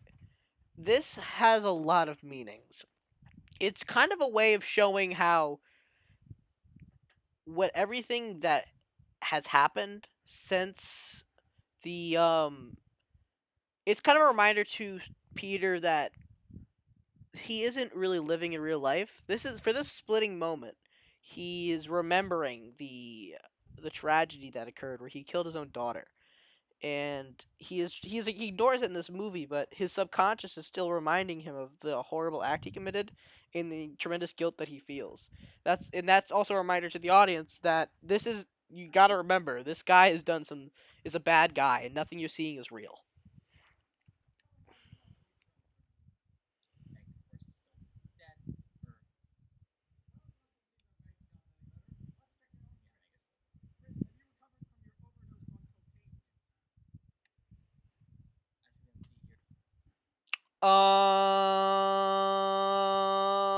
Yeah, Chris has likes crack, and that is Peter's description of what happened to him. That's his way of figuring out how make understanding and comprehending in his brain how his son is become mute and paralyzed due to his trauma, and this is his way of comprehending that in his brain. And it's not real. That's why this line comes out of nowhere. But that's on purpose. It's supposed to not make too much sense. And the subtitles aren't real. They're all in Peter's imagination. He isn't actually saying that, but that's what he thinks he should be saying, and that's how he's interpreting his reality the way he does. Eh, maybe.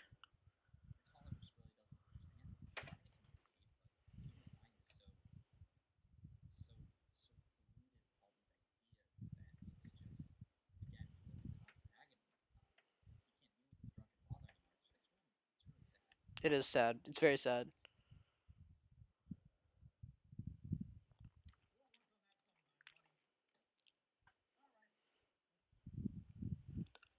That glance from Chris is another reminder that he is trying to appeal to his father's emotions and trying to he's concerned with how he's acting and he's trying to see what humanity is left in him, and he's realizing that the amount of humanity left in him is getting smaller by the second, and it's really tough on everyone.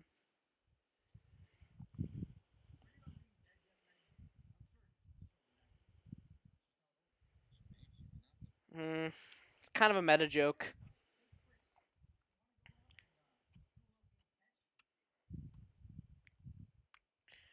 Yeah, he doesn't actually say that. Remember, um, I actually learned Chinese for this role, and I was fully prepared to speak this line, but unfortunately, it was I was told at last minute that I would not actually be speaking in this part.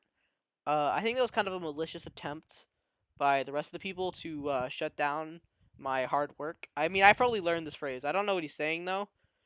I don't actually know what that says, and I never learned. So here one sec, one sec. Uh, um, okay, I'm gonna one sec. We're gonna find out together. Um, okay.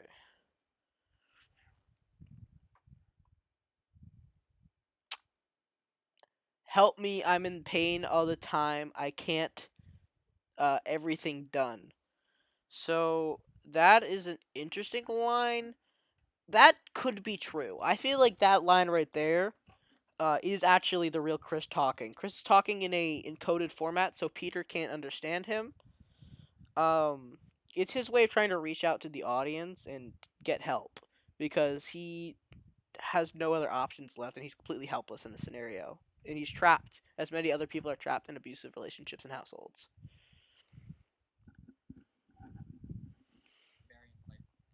Right here we quote the Bible, cause personally I'm a big fan of the Bible, and I think it's just pretty cool.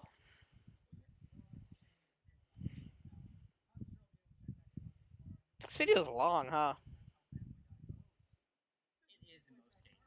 Yeah, Peter is referencing the show a lot. Oh, what? Yeah.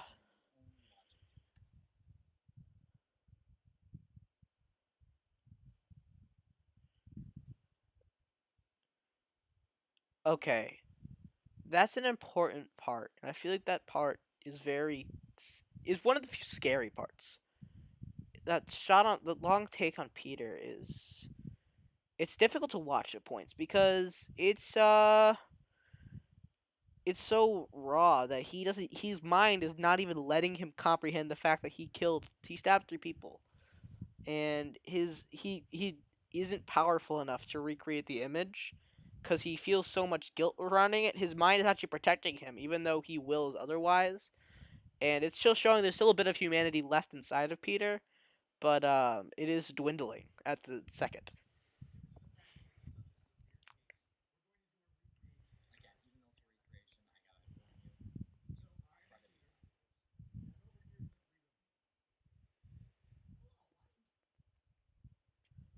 We didn't have three women, so we had to only use one guy. So that was an artistic decision, but honestly, it was because we didn't have any other people. But I still think it came out pretty good, and I think it's a little silly scene. It's a nice light part, even though he is brutally stabbing the lady.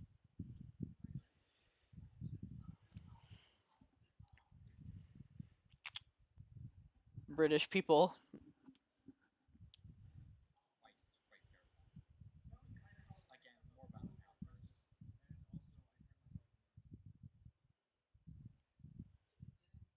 He didn't do that. He didn't turn himself into the police. At this point, it is showing how Peter's getting even worse, and that part right there is showing that Chris being in the shot is important because this is the part of the movie where the audience is fully clued into the fact that what they were seeing is not real. Because why would Chris be standing if Chris is paralyzed? It doesn't make any sense, and that's why we included it there. We thought we knew it was subtle. We were being subtle before about the reality of the situation, but at this point, we wanted to make it for even casual viewers to understand that like this is not real. Because why would Chris be standing there? He can't even move, and I think that's important.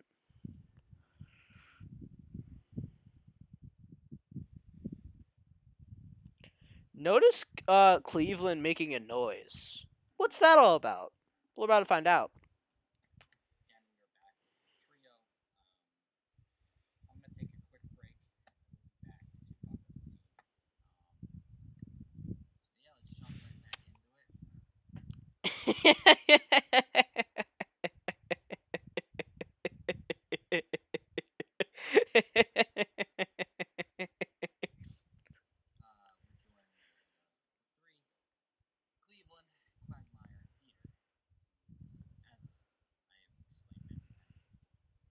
Luckily, guys, we're about halfway through the video. Sorry to say we're getting kind of close to the end, so hopefully these last 7 minutes go quick or slow, depending on what you want.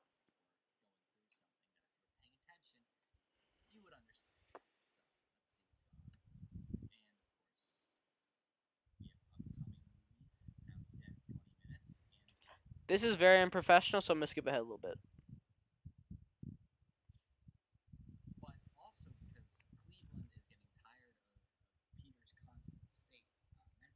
True. That's true.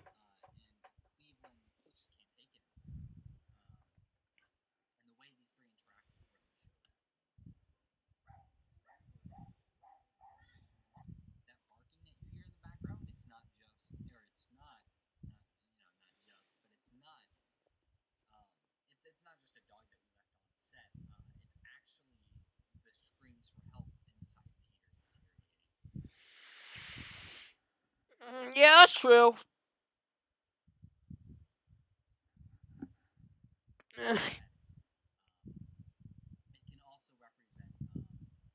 It's whatever you really want to represent, it's just kind of how it is. Like modern America and the unheard group who's constantly barking and trying to be heard, but never is.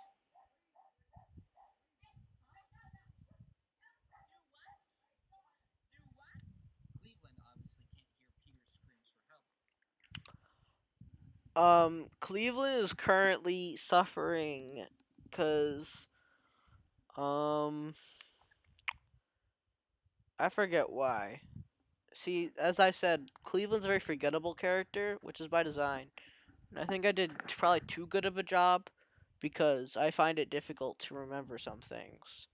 But Cleveland as a character is very unexplored. I can't even fully delve into it on my own. I definitely would need to rewatch this a couple times to fully analyze everything that Cleveland does.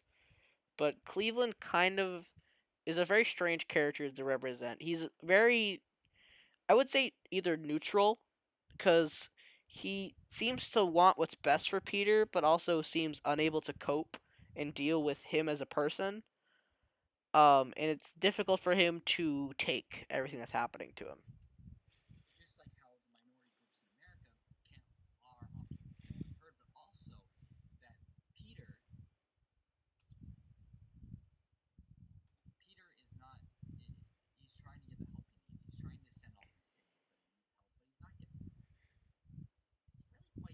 It's boring.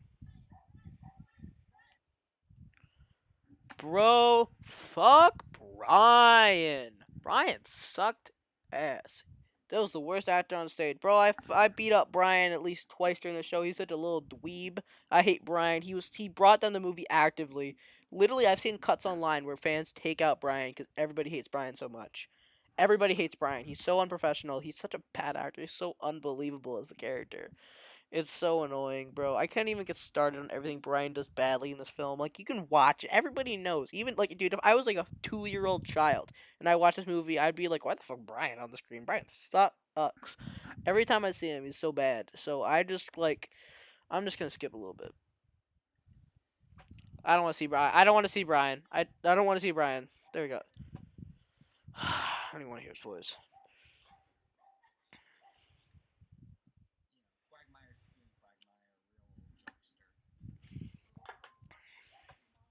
Who else but Quagmire?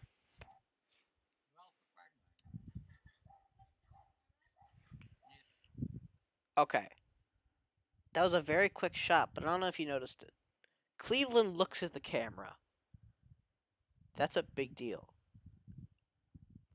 It's actually probably true that Brian isn't real. Okay, now hear me out. So, we know Peter's mental state is the worst out of this group, but Quagmire's mental state, even if he doesn't believe, even if he doesn't see Brian, he would desire to see Peter deteriorate further. So he would implant the idea that a dog named Brian was there. In fact, his dog, Brian, from the show Family Guy, when in actuality, he is not there. And Quagmire is toxically manipulating and gaslighting and gatekeeping Peter into believing that they're there. Lauren is such a girl boss for this role. She really does a great job. And Cleveland looks at the camera because he doesn't see anything. It is him showing that he does not see Brian. And he is confused as to what Peter's talking about, and he's looking at the camera because he, for the first time, realizes that part of what's happening isn't real. And that's a very important scene that a lot of people don't pick up on. And I hear a lot of people come up to me and they're like, "Bro, that scene where you look at that, there's like 2 frames where you look at the camera, brilliant. It's actually brilliant." And I'm like, "Thank you so much," but I didn't come up with it. I gotta give it out to my team, all my people here, bro. We all work together. It's such a great product. I love these guys.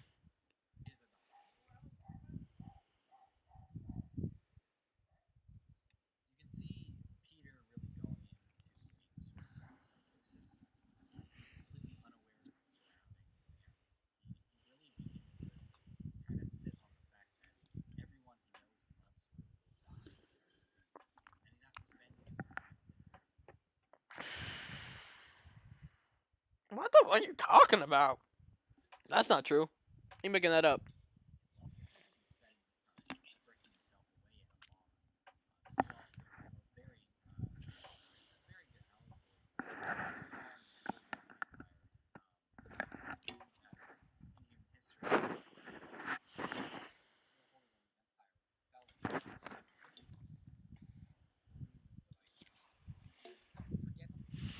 Bro, shut up. I don't even give a crap about the Holy Roman Empire. Talk about the movie already. God, this guy takes so long. He he never like says one word when like a million billion words could do the same amount of work. And I feel like that is just like a weird way of being it, but I think it's pretty cool. But it's kind of I think it's a lot of nice analysis, but I think that it kind of gets a little much, especially when you're getting close to the end. But we're only halfway through, so yeah.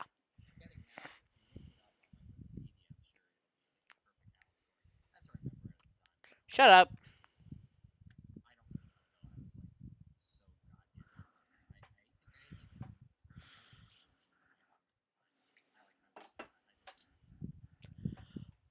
He did have a heroin needle in his arm, and it got infected, and he almost died. Cause he just kept it in him the whole time. I don't think he knew how to do heroin, cause he just kept the needle in him at all times. He didn't know he was allowed to take it out, even when there was no heroin left in it. Even after he was done injecting, he just kept it in, and like he would just like if he just kept walking around the set with a heroin needle in his arm. But I don't know, he's stupid.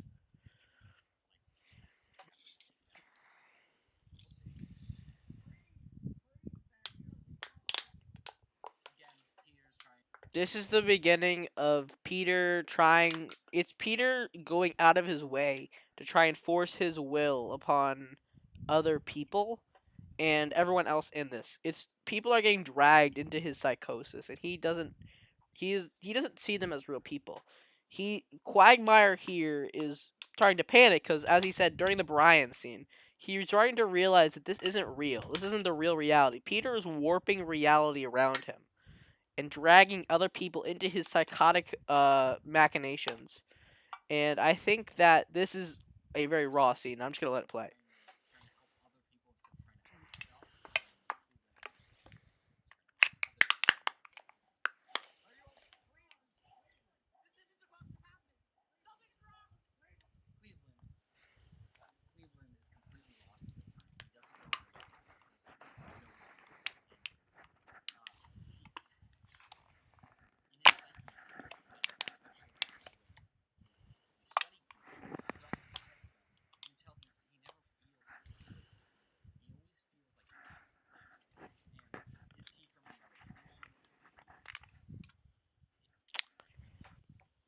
This guy has no idea what the hell he's talking about, bro. I swear to God, he's making this shit up on the spot, bro. Actually, bro, like what the frick, bro? Actually, bro, like what the frick, bro? I can't even believe it, bro. Okay, so like, bro, as I said, what's his name? Cleveland. He is deep into. He's realizing that none of this is real, and he's fighting back against Peter. He's the first person to do this because Chris just gave in, and Cleveland is trying to fight back, but it is all for naught because he doesn't realize how powerful Peter is. So it is instead he just I'll just let it play. But this guy doesn't know what he's talking about. Peter is not the one in the right here. Peter is the antagonist of this film. Even though he disguised himself as the protagonist, he's the main villain of this film.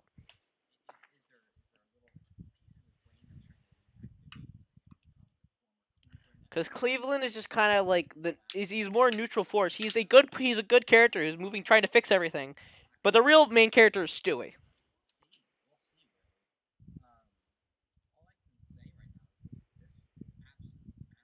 He's lying. He sucks. Not true.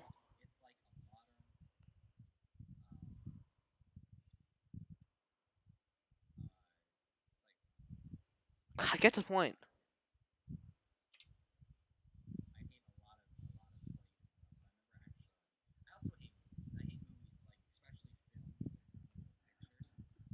This guy is so contradictory, bro. You make movies. He's so hypocritical.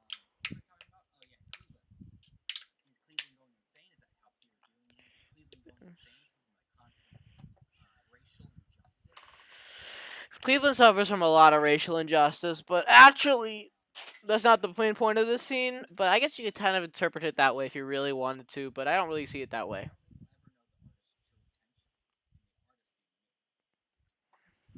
This guy's so pretentious.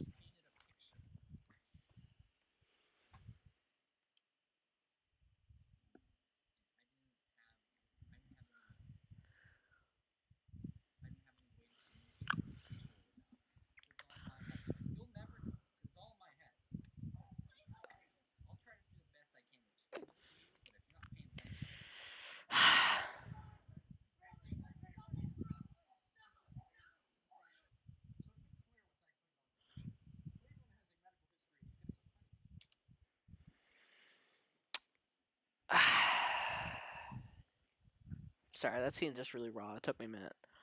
Um,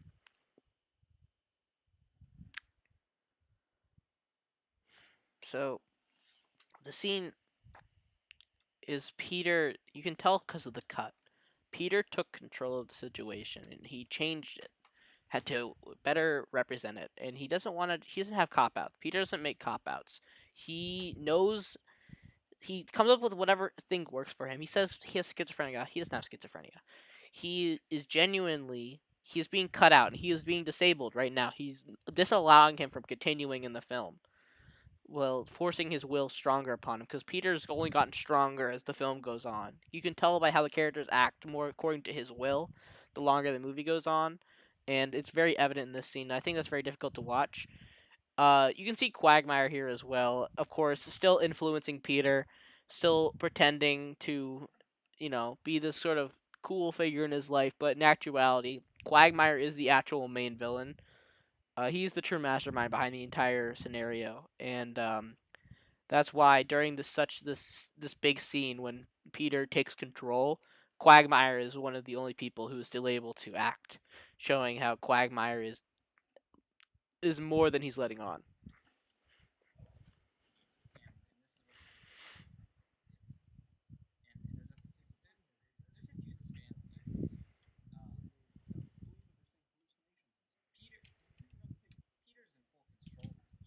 Peter's in full control. Maybe.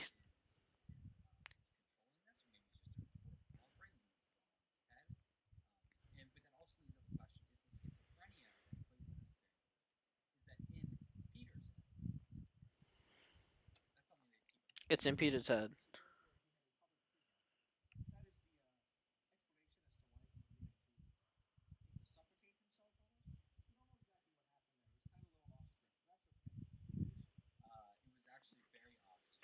It was off script for Peter's. Ugh, it was off script for Peter's interpretation of what the film should be. Peter has full control over the Family Guy episodes, and he saw Cleveland acting in a different way, and he didn't like it, so he considers that to be off script, even though Cleveland was just trying to fight back. So yeah, I guess technically it would be off the script of an episode. Kind of could be construed as a fourth wall break for the film, or if he just it's just the episode that he knows about. I don't know if he knows about everything. It's strange to think about what Peter knows, because due to how much power he has, one would assume that he knows more than he does, but that's pretty up for interpretation. We left that pretty open. Shut the fuck up, Lance.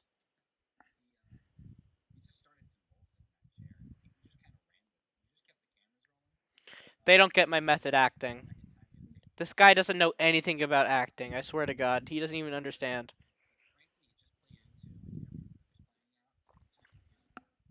This guy's a fraud. Family Guy. Family Guy.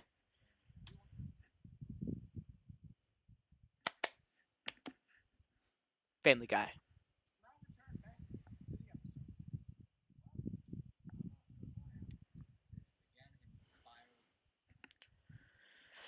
I'm not. I don't bring up every time he says, "Let's." I'm gonna go. Well, go to the clan. But this time, it's important because he's so deep in delusion, and you can notice Cleveland's gone. Cleveland has been kicked out of his fantasy because he no longer sees Cleveland as able to be controlled. Cleveland has bust out and is being deleted. So he is going even deeper into psychosis. Every time he says going to the clam, he's going deeper down a level into his psychosis. And in Quagmire's just sitting there smiling because he's so happy to see this happen. And it's a sad scene. Exactly. Like I said,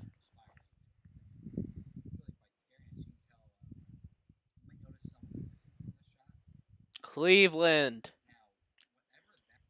Cleveland's missing. It all ties back. Yeah, he existed. Oh, maybe. It's up for interpretation.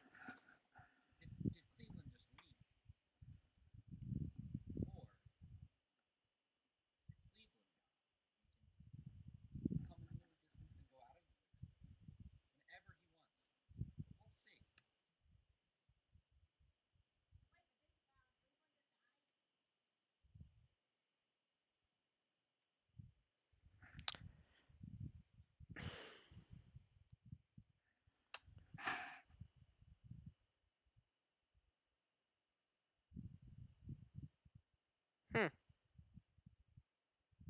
That line's really interesting.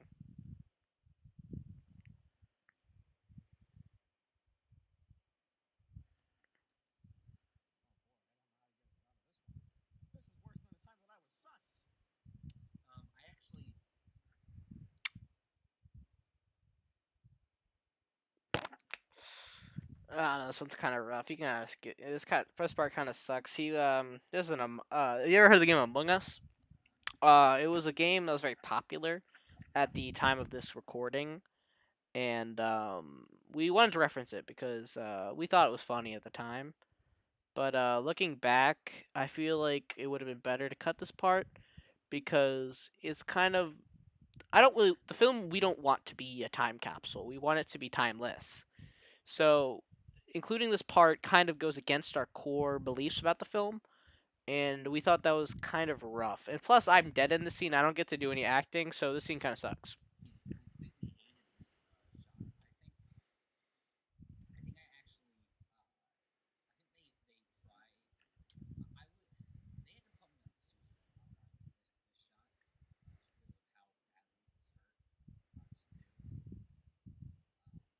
What?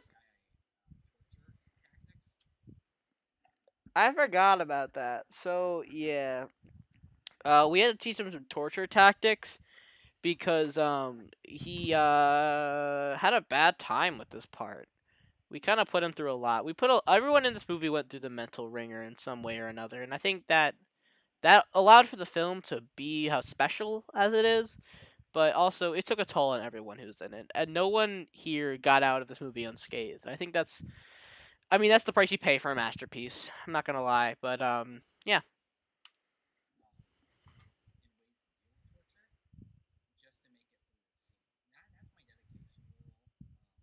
Mhm. He did. He wrote the scene. That's why it sucks. Yep.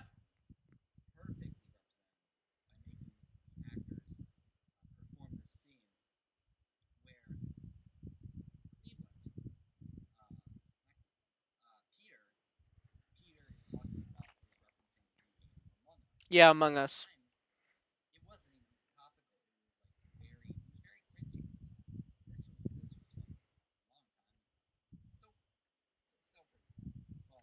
Yeah.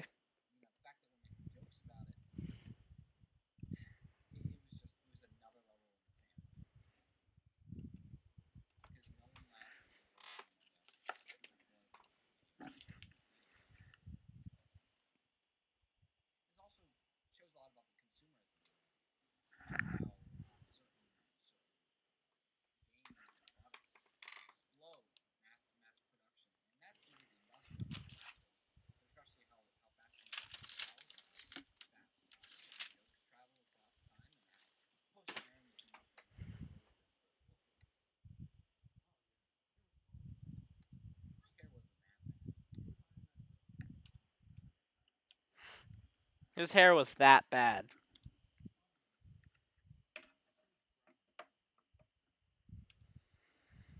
This joke right here, Cameron really wanted it in, but this actually is not an original joke. Someone else came up with this joke, and it was a meme at the time. It was a little meme.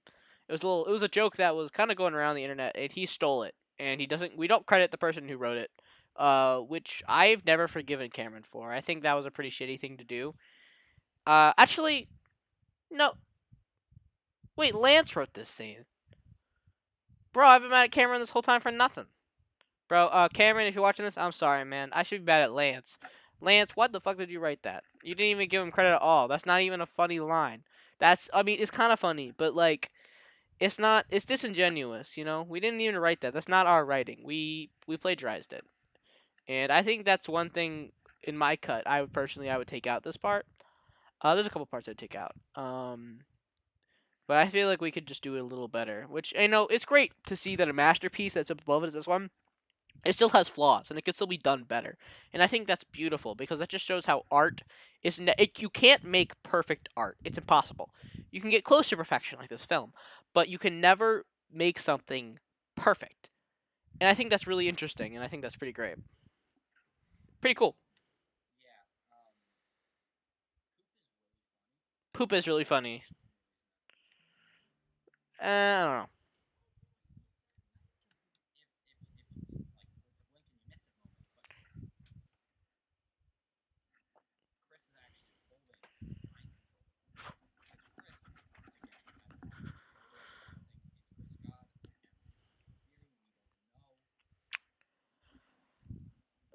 Whenever Chris is on camera, he becomes paralyzed. Because he of course is the audience. He knows that the audience believes that Chris can't move, and so Chris can't move. And Peter believes that Chris can't move, so Chris can't move. So that's why That's why he's frozen with it on his lap because he was gonna use the mind control device to control the characters, but now that a scene has begun, he is unable to act anymore. And I think that's why. Also, if you guys notice in the background, there's a wagon. This is kind of representative of this film kind of jumping onto a lot of bandwagon, especially with the Among Us joke. That was very popular at the time, and the kind of bandwagons, especially Lois as a character, is a bandwagony character. A lot of the things that she believes are things that Peter believes in this film, and how she's just trying to kind of home in on what he enjoys instead of focusing on herself. Her individuality isn't a very highlighted character trait of hers. It's one of her weaker parts. So her being shown in the same shot as a wagon is a very subtle way of showing that.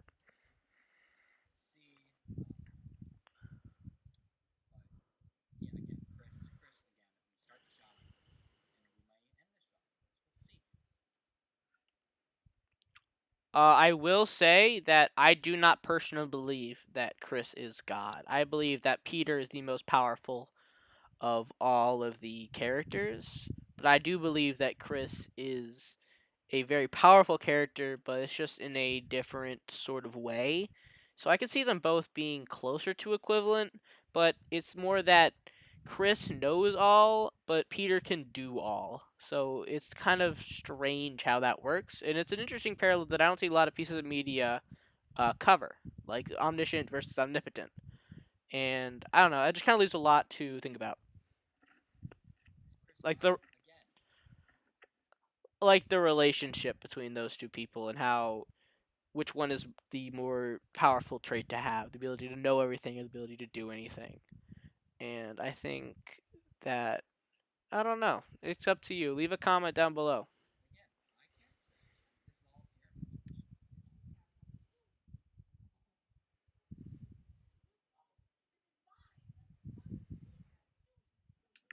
Why'd you take that?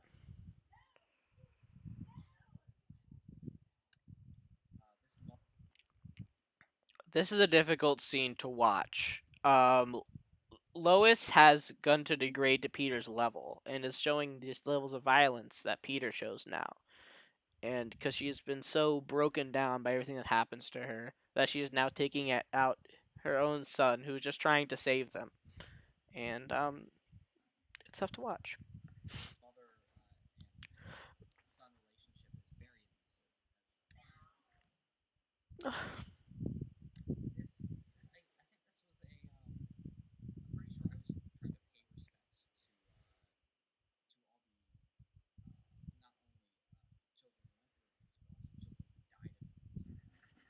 He was.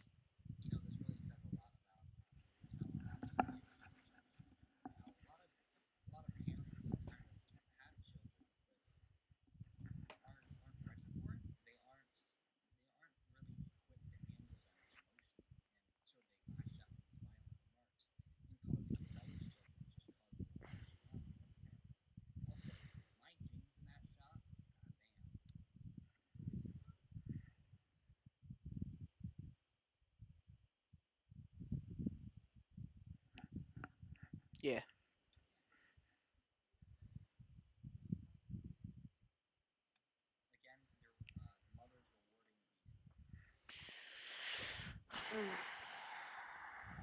Chris. Man,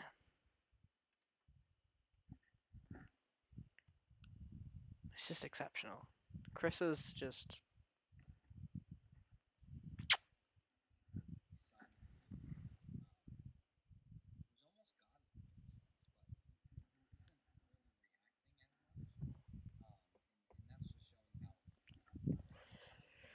Mm.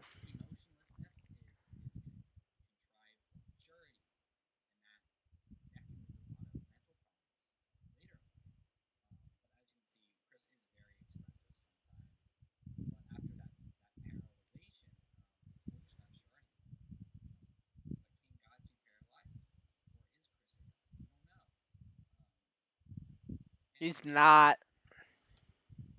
IMO, IMO, IMO, IMO, IMO, IMO, IMO, IMO.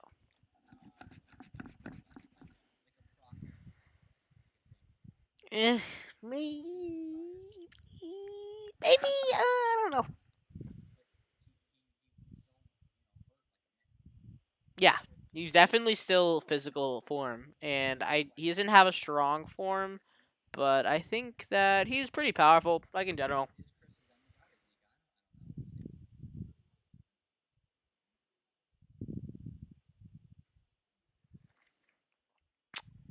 Just this line right here is proof that the subtitles from earlier are not real. They are not Chris's true intentions. Chris would not say this.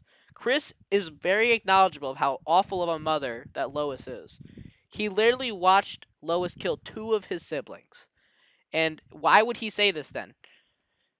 He does not respect this woman. He does not care for her. This is Lois having Chris say what she wants him to say, and to showing that Lois now has power that is much closer to Peter's power. And this is a very scary line. Like when I saw this line in the script, my jaw dropped. My jaw actually dropped because it shows that Lois. This is Lois's big scene. Well, actually, it's her second biggest scene, but this is her coming out as this very strong character, and I feel like it's very scary for everyone involved, especially Chris, who has to witness it.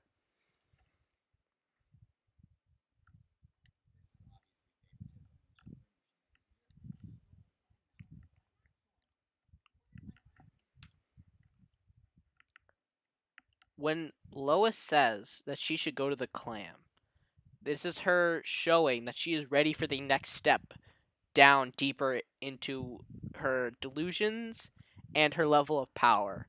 She is ready to get closer to Peter's level now. She knows and she recognizes that she has reached the point where she is able to do some of what Peter's able to do. And she's hesitant because part of her humanity is still there, unlike Peter. Peter does not have any humanity left at this point. Lois has some, which is why she's hesitant to move forward as she is scared of what awaits her.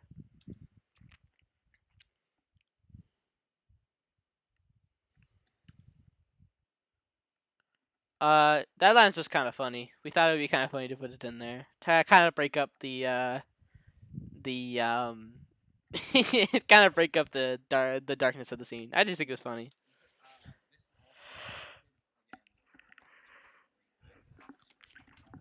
True. I did.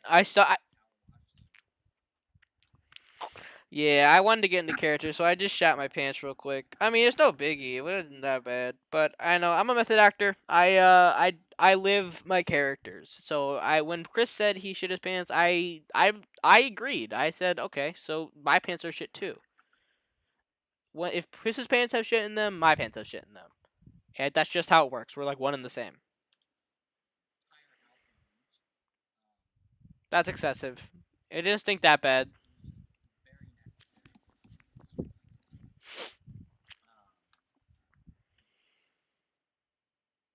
I could feel it running down my leg. That's real.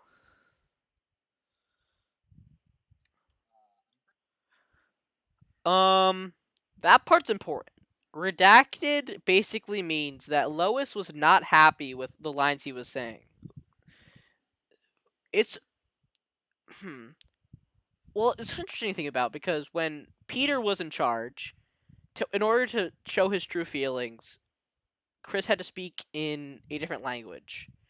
And now, showing his true feelings in this part, he was able to speak English because Lois is not as powerful as Peter, and he fears her less.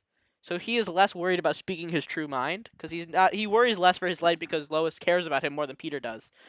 But at this point, he has gone too far, and he has realized that he and Lois has redacted what he is saying because she no longer agrees with the script that he is placing forward and wants him to act according to her wills, not his own. And this is where everyone realizes that this is where Chris realizes that she has become immensely powerful.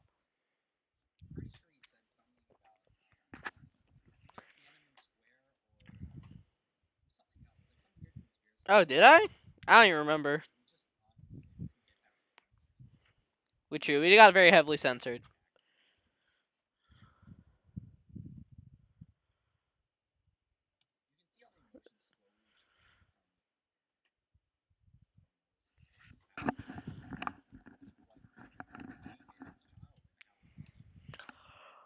Uh, um, this is Lois's humanity slowly leaving because when Chris fought back right there, she realized that he doesn't exactly fit in with the way that she wants things to be, and she lost some of the care she had for Chris.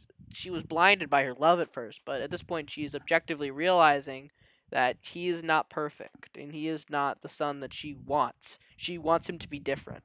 And her losing the one thing that she loved the most has allowed her to decrease in level.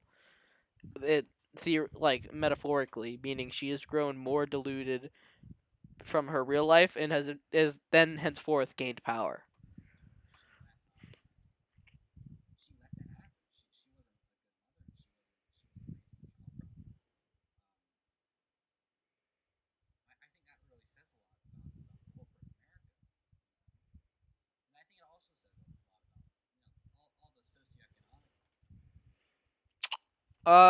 Yeah, the socioeconomics, they lose sight of the socioeconomic parts, but it is still obvious because a lot of higher class citizens, both Lois and Peter represent these people, and Quagmire represents the 1% who's manipulating these masses. But these higher class people, they expect people who are lower class to act a specific way. Think classism. They want them to act dignified and fancy. Um, think films like Pretty Woman, where they take a higher class man takes a lower class woman and transforms her into what they desire. That is basically what's happening here. It's like the same exact thing. So it's very interesting the way we set it up and how every character, both Chris and Lois, have come to the realization that they are not happy with the way that Chris, the representation of the lower class, is reacting to the scenario. So they are forcefully changing him to their wills in order to better fit what they understand should be the societal expectations that they should be pressed upon them. I don't know enough about Israel and Palestine to say anything, but probably.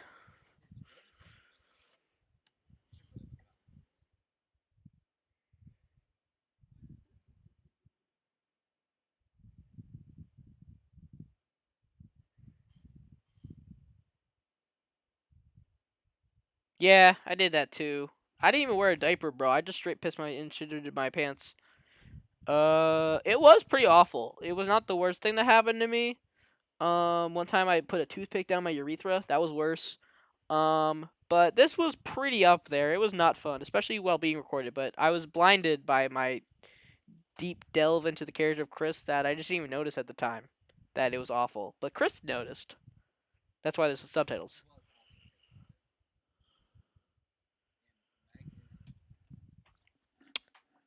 That's an interesting tidbit. Stewie is smiling. This is Lois controlling reality to make, even though Stewie is dead, they are happy because Lois post mortem placed a smile upon his face to show a happy family that she so always wanted. And it's a very dark scene, and that's why it isn't highlighted. But eagle-eyed viewers will notice this sort of thing.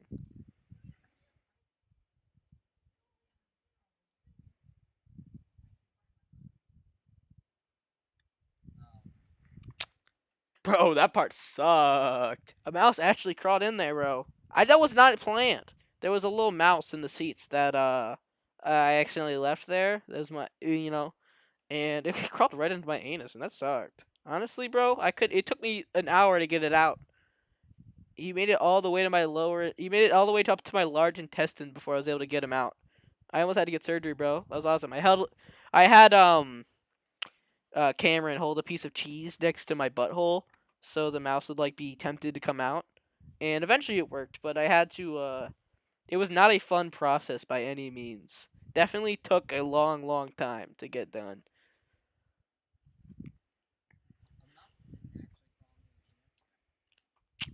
We just told him that. We just told him that because we knew he would probably like pee and throw up if we told him that actually happened because he doesn't have a very high tolerability for gross out humor. It wasn't really humor, but like for stuff that's gross. So we actually kept that from him. That's what he's about to say is probably a lie. I'm skipping it because I know.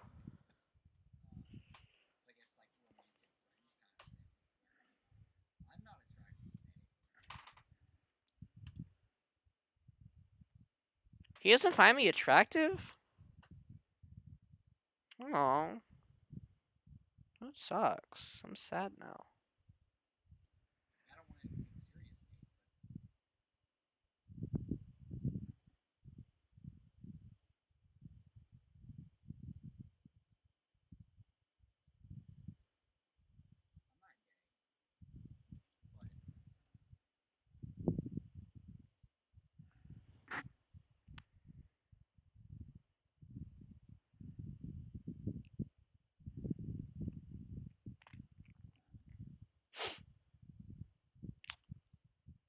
I'm not gay.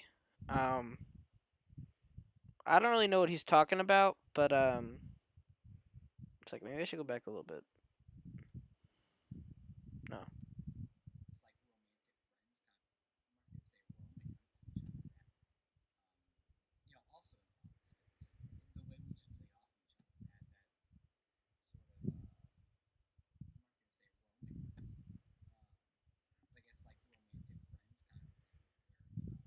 Yeah,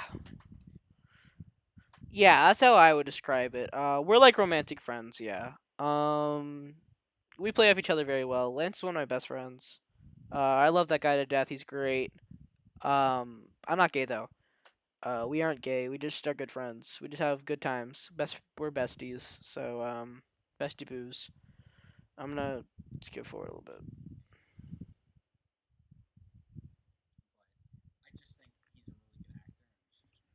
That's nice. Yeah, I think we should move on.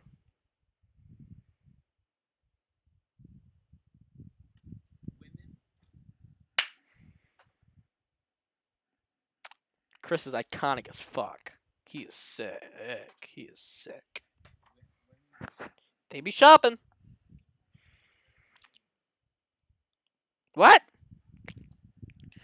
Okay, so Lois, another reminder, just an obvious reminder to the audience, she is deluded. She doesn't know what she's talking about. And currently Chris is more in control than her. She's letting him control more of the subtitles at this point. I'm not exactly sure why, Maybe that was a bit of a weird option, but maybe someone can help figure that out a little bit better. Just kind of like figure that out.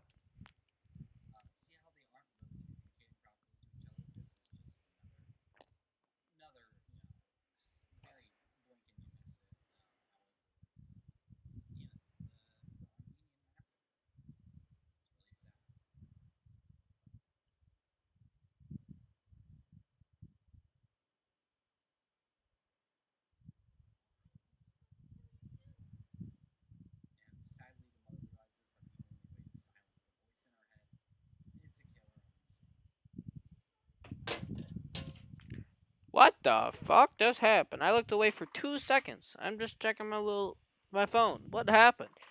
Okay, so Lois has come to the point where she realized that she cannot control Chris fully, and this is Chris's last pleas for help. This message is actually encrypted. I don't remember what it says, but some eagle-eyed fans have been able to, at least to an ARG, very in depth from what I've seen. I saw a couple of videos on it, but I don't like to get too involved with that stuff. I'm not like a nerd. I'm not like a dweeb or anything. I'm not like a little loser. But it's very interesting. It was a very interesting role of our editor. Cameron edited this also as well as writing it. So that was very it was very ambitious, and I think that really like helped led to the cult following of this film, especially the ARG elements that I think were really well incorporated. And it ended up taking what like a year to complete the whole thing. So I think it was pretty good length. I think we definitely did the best with what we had and the resources we had. Very innovative, but yeah, it's just cool. It's pretty cool.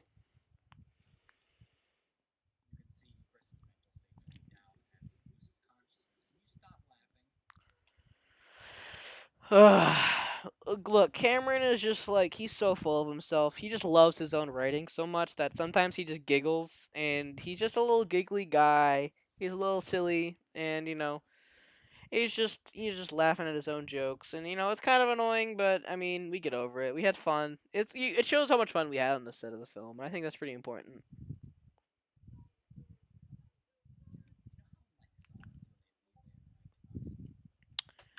That's an interesting part because Lois calls him Stewie. Interpret that how you will. Interpret that how you will.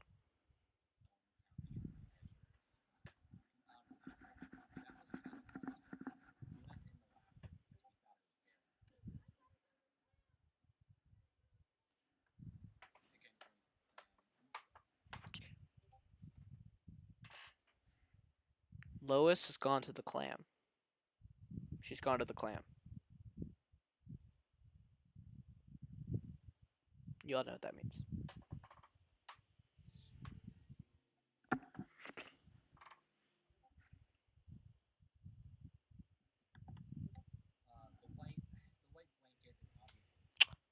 So in this part right here, yeah, Chris died.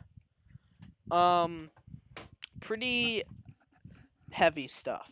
It's they just put a sheet over Chris. We didn't really have a way of showing Chris dead. We didn't want to get gory, so we just put a cloth over him. We just thought it'd be an easy way and showing that Chris is now a non-factor, and these two characters are now in full control of everything. Everything is under their control now, and Chris, the only last standing hope, is gone.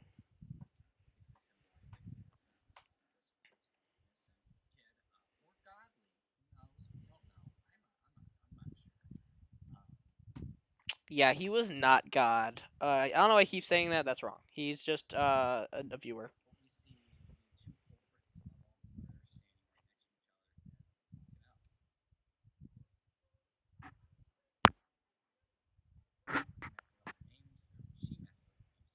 She's deluded. Exactly.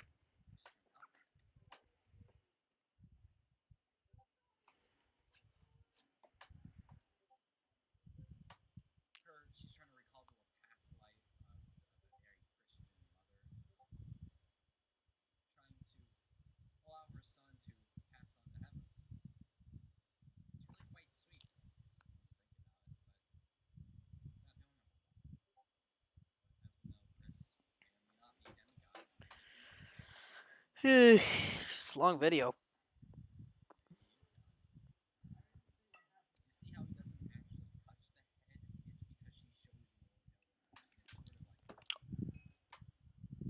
That's good. That was a great directorial decision by Lance. I think he really knocked it out of the park with that one. He doesn't really show exactly. He doesn't. Lois does not touch his head because she feels as though he's dead to her. He is dead to her ever since he shit his pants. He's been dead to Lois, and now she's pretending to care in front of Peter because Peter is still more powerful than Lois at this point, and he believes that Lois should care even though she doesn't. But she has the ability to not actually care. Like she still has control to a degree over herself, but she still is afraid of Peter's expectations for her. So she is still playing to his whims.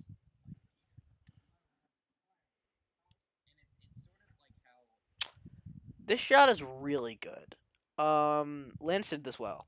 He shot this. Okay, this shot has a lot to look at. So there's both the cyclone, a very obvious word in the background, and there's a house in darkness. The house in darkness is the house they're currently in. That shot is a idea of what the house they're currently in is like. It's cold in here. Um, it is showing a lone house with a light on. That one light was Chris, and now all the other lights are out. That's all the other people. That's Cleveland. That's Stewie. That's Brian. That's Meg. That's Chris. All of them are dead except for two lights left. Uh, what's his name? Peter and Lois are left. And those stars in the sky, that bright starry night above, that's Quagmire watching over them. And that's us. No, that's us watching over them. And that third little light on the doorstep, that hidden light, that little big one, Quagmire. That painting was brilliant. We had a commission just for this. It was stupendous. It was great work. I don't remember who made it, but he's very famous now. I just forget his name because I don't care. And the cyclone thing behind him is showing how how Peter is basically a cyclone, hitting. He's like a tornado. Everything in his path is just getting demolished. And also, Cameron just looks cool in this scene. He's pretty buff, and I think that's pretty cool, even though his hair is still stupid.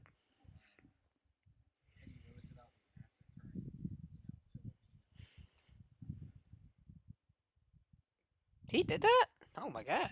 Why did he do that?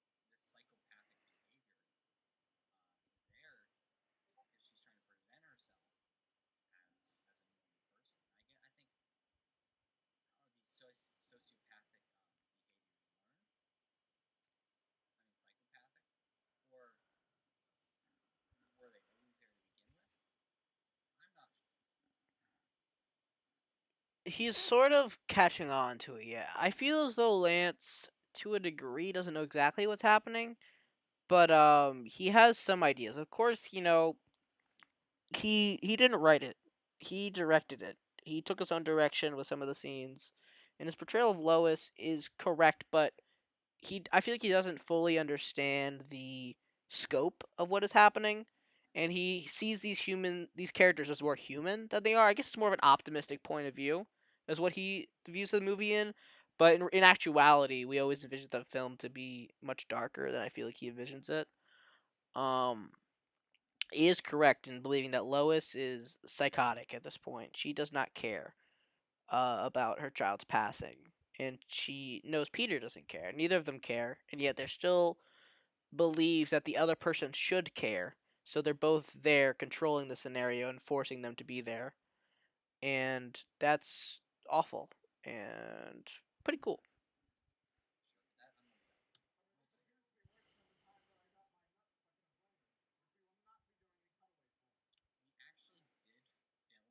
We did. We filmed a cutaway.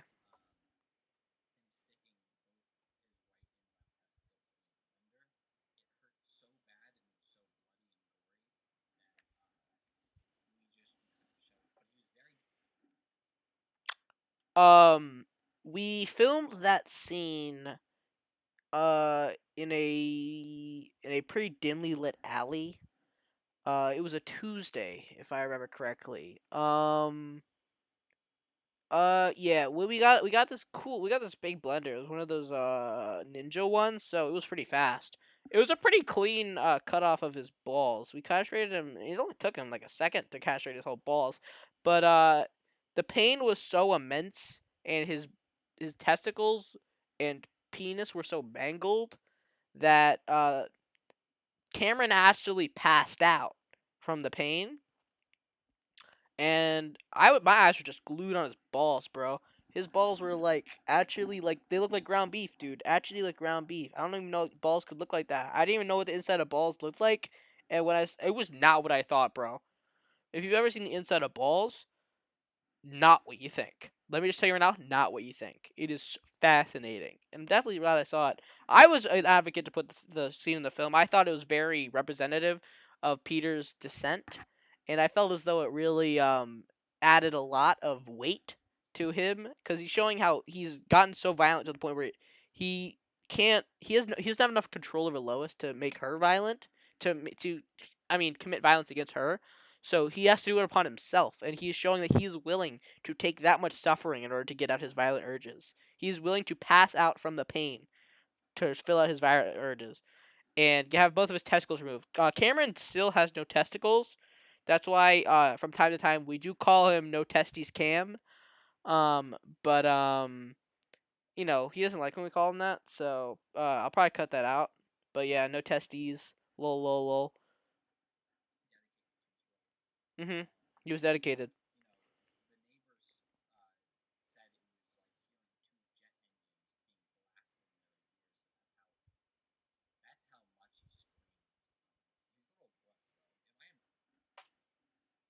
My ears did bleed, but part of it was I did enjoy it the experience. I thought it was pretty informative. As a method actor, I fully understood, and I hope to reach a peak like that one day.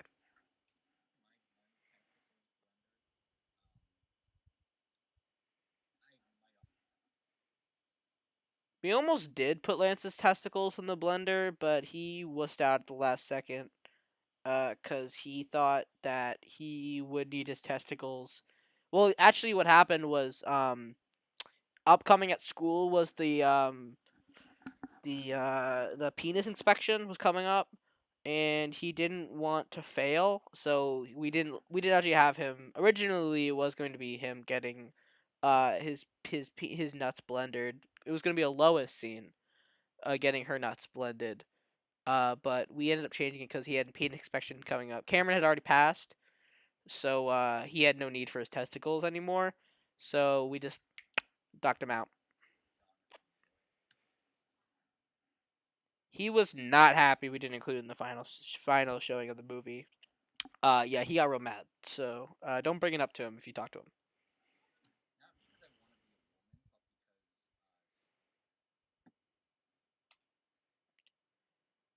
He does want to be a woman. Yeah, as I said, he only likes to play female characters.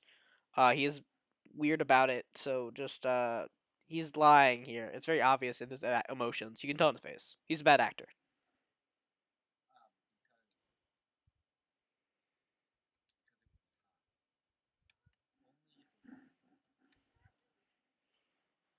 What, dude?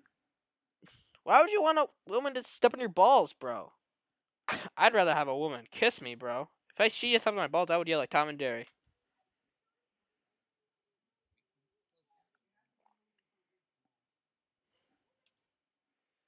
At this point, Peter has caught on to the fact that Lois killed Chris, and he wants her to reveal this, but Lois is fighting back, and this is going to lead to a confrontation.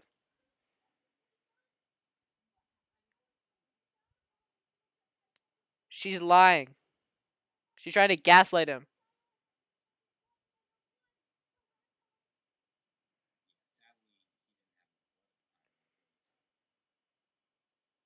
It is true he didn't have any blood.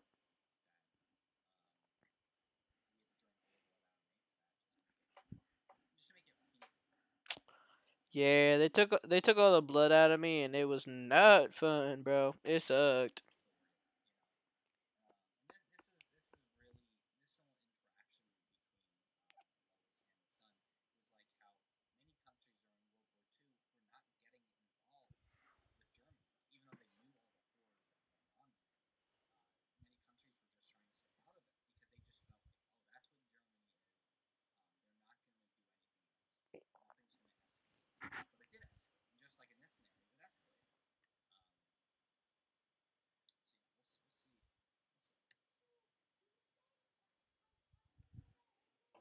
I don't care about what he talks about.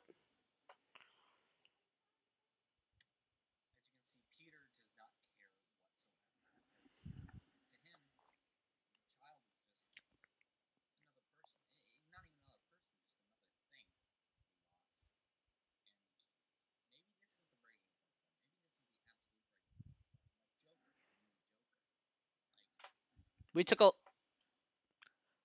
we took a lot of inspiration from that film, Joker. We saw that film early, and that's Cameron has told me that was one of his main inspirations for writing the script, and I would have to agree, at least for my sections. I definitely a lot of the parts about society and the commentary on that I felt was really powerful, and I think that it really shaped a lot of our views going into it because it definitely changed me. I feel personally I see myself a lot in Joker.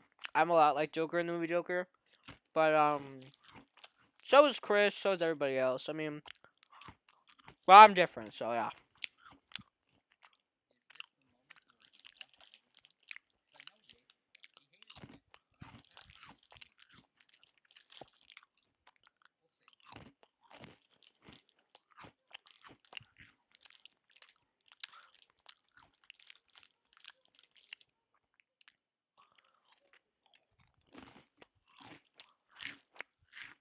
So like Lois is trying her very best because she's scared of Peter, and she's trying her very best to show Peter and put the blame onto Stewie because she doesn't want Peter to lash out at her and kill her because she knows that she's less powerful than Peter at this point in the story.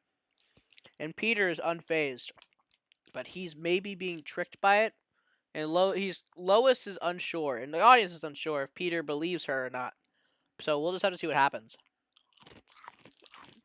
Also,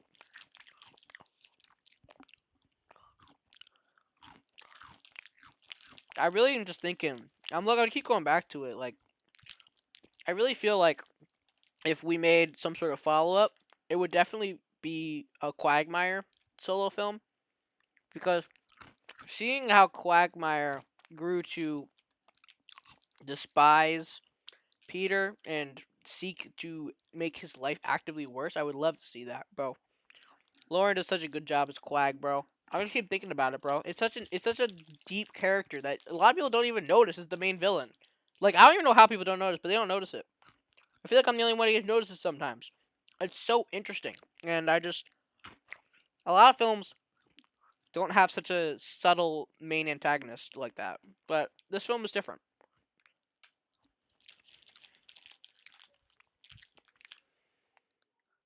Once again, gaslighting, girl bossing.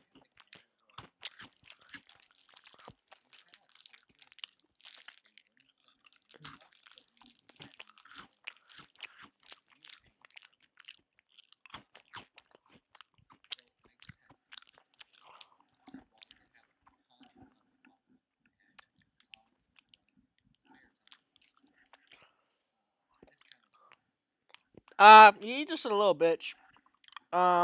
It's not that hard. Lance's improv skills are very good, but he really definitely this was the first test for him, and him being such an amateur actor, he had a lot of issues this scene. I would have handled it perfectly, but that's just me.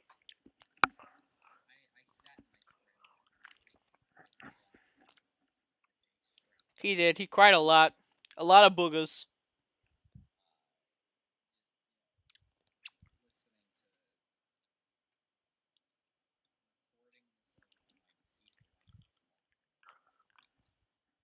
He doesn't have a wife. He just listened to the Strokes the whole time and Elliott Smith. He told me that I could hear it. He was blasting it. Everyone could hear it in the whole world, bro. It was loud as hell. God.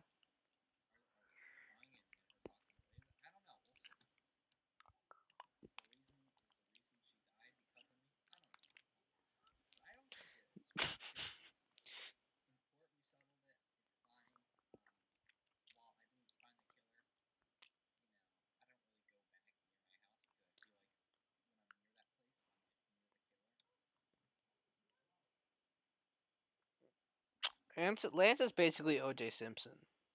Take that how you will.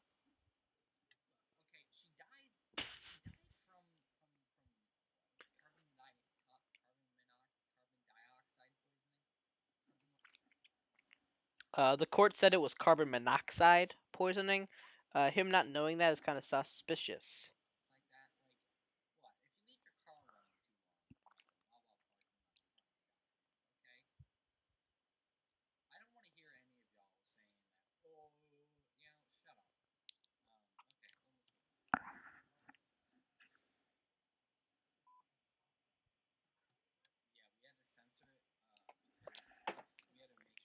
Yeah, our producers were not happy with swearing, so yeah, it just kind of happens. We got censored. It wasn't too bad. That line probably would have hit a little harder in the. We made a unrated version after this, so I mean, check that out if you want to see the real line delivery. But it's still pretty raw. Either way, it's kind of a goofier line, but I feel like it's Peter kind of like setting a slightly lighter tone because he wants the episode to be more enjoyable. This is a G-rated film. He takes more issue than I do.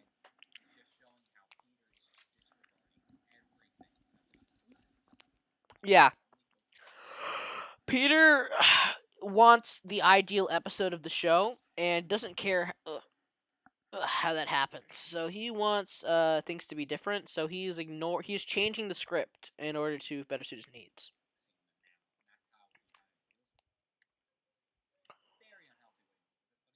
True.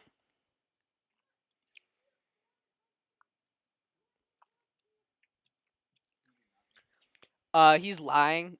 Um, him and we actually did film a full a sex scene with both Cameron and Lance. We weren't even planning to do that. They did that unprompted.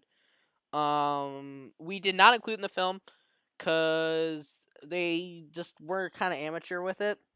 With it was more professional, I might have included it, but maybe with a bit more like practice, we could sit something like that in a another scene. Those scenes still exist online. You can find them pretty easily. But I just feel as though the scene wasn't high quality enough to do it. Like they both didn't have any experience ha- having passionate anal sex on camera. But I mean, it has to be everybody's first time at some point. So I mean, it makes sense that we didn't include it. But I don't know. I think it would have been nice if we had a cutaway there of them having like a lot of sex, but like and getting really pregnant. But that's just me personally. It's just kind of how I am. I just want to preface that it's not because I'm like into that. I just think it would be better like thematically because it can show how Lois is like desperately trying to win his affections in order to not get erased from the episode. Yeah, not any other reasons.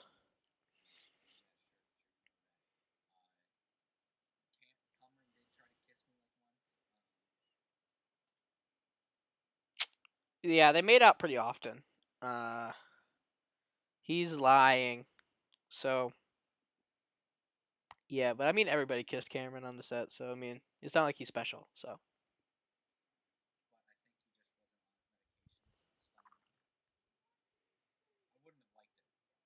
he did like it. I think. I don't actually don't know. Okay, so this part is like the climax right here. So Lois is dead. Lois failed to appeal to Peter, and Peter has realized that he doesn't need her, and he gets rid of her in a violent outburst. And he is now the only one left, and his delusions have reached the deepest point they can possibly reach. and there's nothing left for him.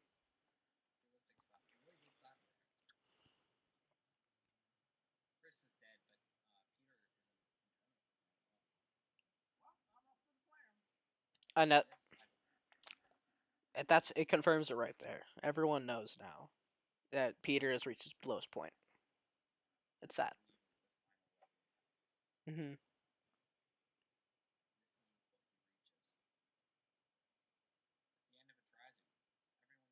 It's a tragedy. He even trips on her body. It's very tragic.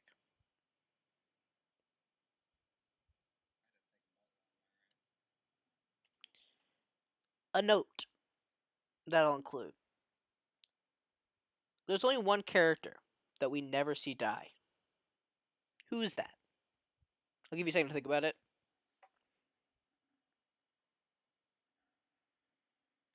Quagmire.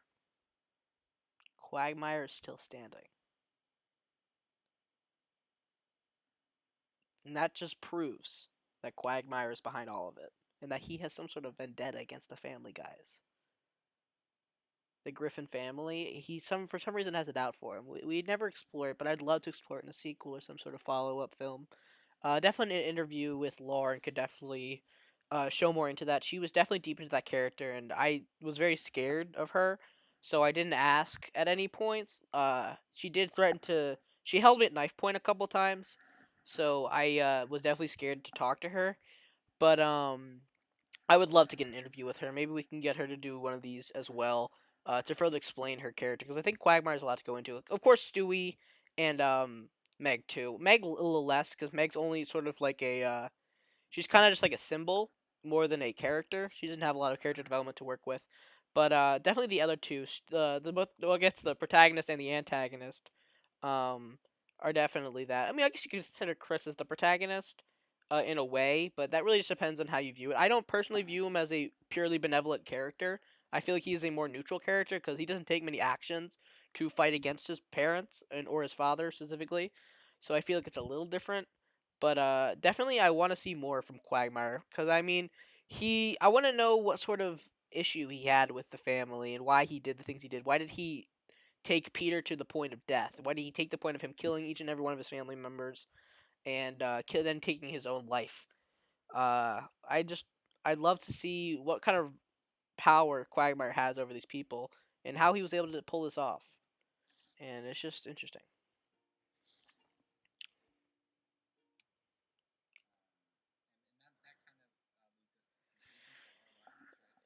Yeah.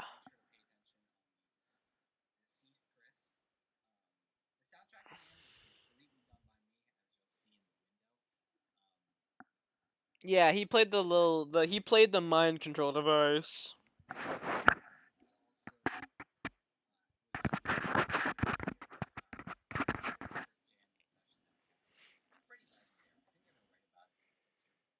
They probably won't. It's okay.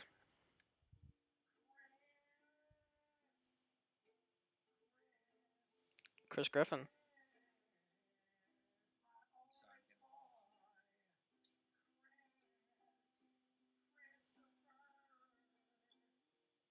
Mhm. Yeah, I was green. I was the green one. My Ball Studio is me and we all founded that. These four people. Yeah. Oh. Yeah, Cameron edited the whole thing. In case I forgot. Cameron edited it. Yeah, Chris Song. I'm not really a musician myself, so I don't do it that much. Yeah, Mabal Studio is probably the crowning achievement of my life. Of course, they're the most critically acclaimed studio to ever exist. Creating many classics, starting with The Family Guys, our first film, our instant masterpiece, has 100 Rotten Tomatoes, not to brag. Um, but yeah, Mabal Studio started by us four people there. We're all, we're all so proud of what we've done, and I just am very happy. Of course, me and Cameron founded it first, but of course, we all run it. Um, and yeah, it's just a great. I don't know. It's very nostalgic for me to watch this film because I get to relive all this fun time I had with my friends. Before it was like a whole career. Of course, it was back then. It was so different, but nowadays it's just like a whole. I'm so busy with actual like it's just more more to it. This film is I kind of miss the amateur style of our older films. Not to say our newer films aren't good. I mean, still they're all masterpieces, but it's just I'd like to go back to something like this someday. It'd be fun. It's very nice. It's pretty cool.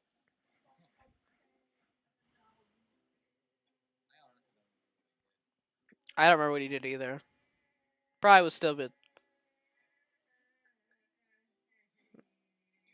He's really good. He's so good.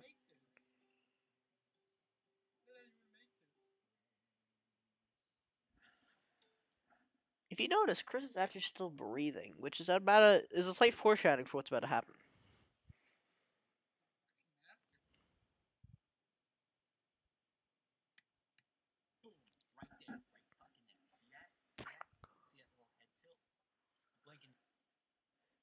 Chris is alive. This is sequel bait. I'm not gonna lie, it is kind of sequel bait, but it's to lead into the Quagmire follow up because Chris is the only survivor of the entire scenario, and he's gonna quickly figure out how Quagmire is behind the whole thing. If he doesn't know already, it's possible because he may be omniscient, and the audience knows it. So maybe he doesn't know. It's possible. But this also sparks Chris taking action. He's taking action, and for once in his life, and I think that is a shocking moment, a crazy twist, and this is what this movie is famous for. Let's put it this twist is one of the things that made our movie iconic. It was us uh changing Chris from a passive character into a active character in the last like few seconds of the film. And I think that's absolutely extraordinary. And I'm so glad we went with this.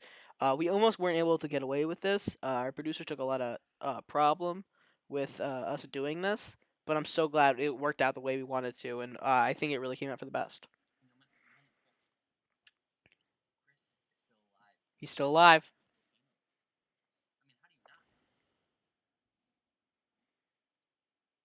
I've overdosed on crack like a couple times, and it's not that bad. So, I think he's just a little itty bitty baby, wah wah, little cry, goo goo gaga.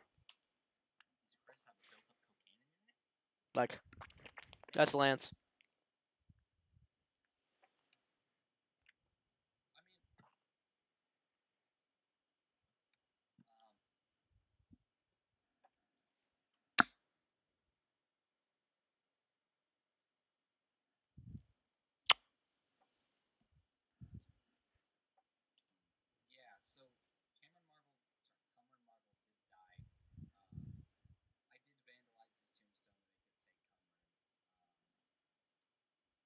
It it was pretty funny.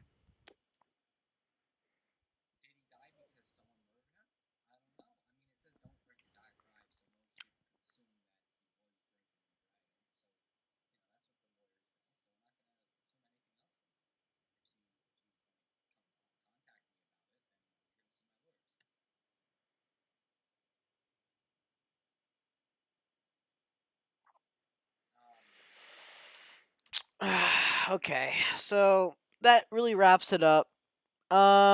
It's really. Oh wait, there's a little more left to commentary. Yeah, this film. What's left to be said? I have nothing else to really close it out. I'll close it out in a minute. It's just I mean, watching it again, I get it.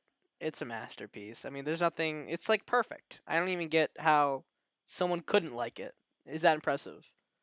I would like to know what the 61 Easter eggs in Spider-Man are. So maybe I'll check that after this.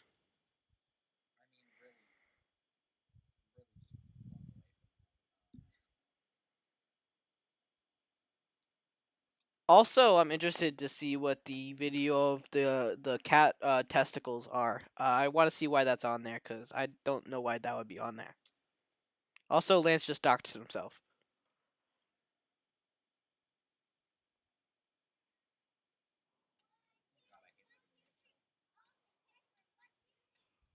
What's going on?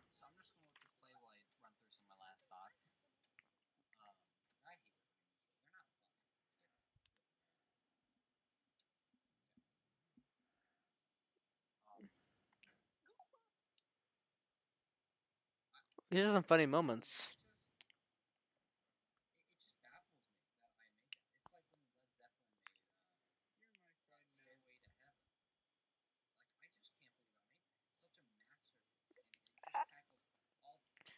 I don't know. I kind of feel like he's taking a lot more credit for himself than I feel like he really deserves. I feel like he should really respect that the whole team was important, especially my contributions were exceptional.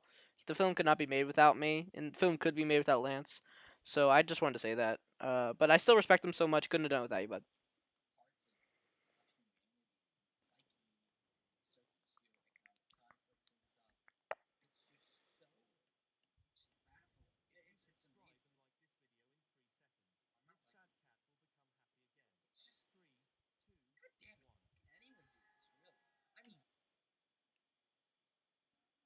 He did not like and subscribe right there. He did not deserve for the sub human. Oh my god. One sec.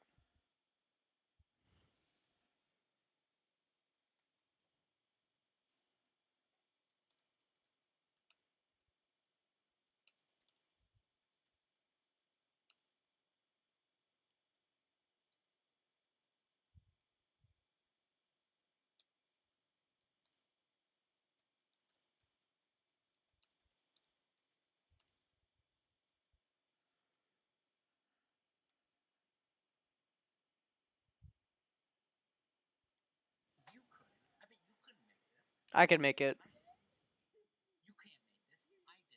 I can make it. I can make it. I can make it. He's over. A little over. Okay. He's not. He sucks ass. He doesn't know good videos.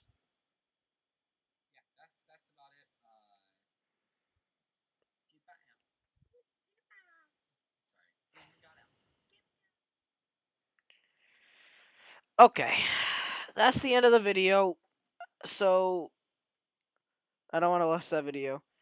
So final thoughts. I'll move a little closer. Pretty good movie. I think it's kind of good. I don't know. I feel like fans will get a lot out of that. I personally did. I'm a fan, even though everything that happened. I think there's a lot more that can be said. Of course, I definitely didn't cover even like the surface of that whole thing. I mean, this is only 3 hours.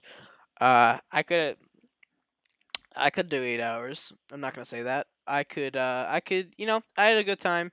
I hope you guys enjoyed the film. I mean, just the whole storyline. I feel like I explained it very thoroughly. The lore. I feel like he doesn't cover the lore as much in his video, but I think I went very in depth. Because I was more hands on with the writing of the story and the acting of more main characters. I just feel like it was a bit more. I don't know. I just want to add a more perspective. I think his director's commentary was very insightful in a couple areas, especially for more behind the scenes stuff. But when it comes to the story, I feel like he was lacking in a couple areas. But overall, I think that was pretty fun. I had a good time. Definitely leave a like, and I'll see you guys later. Bye bye. See ya.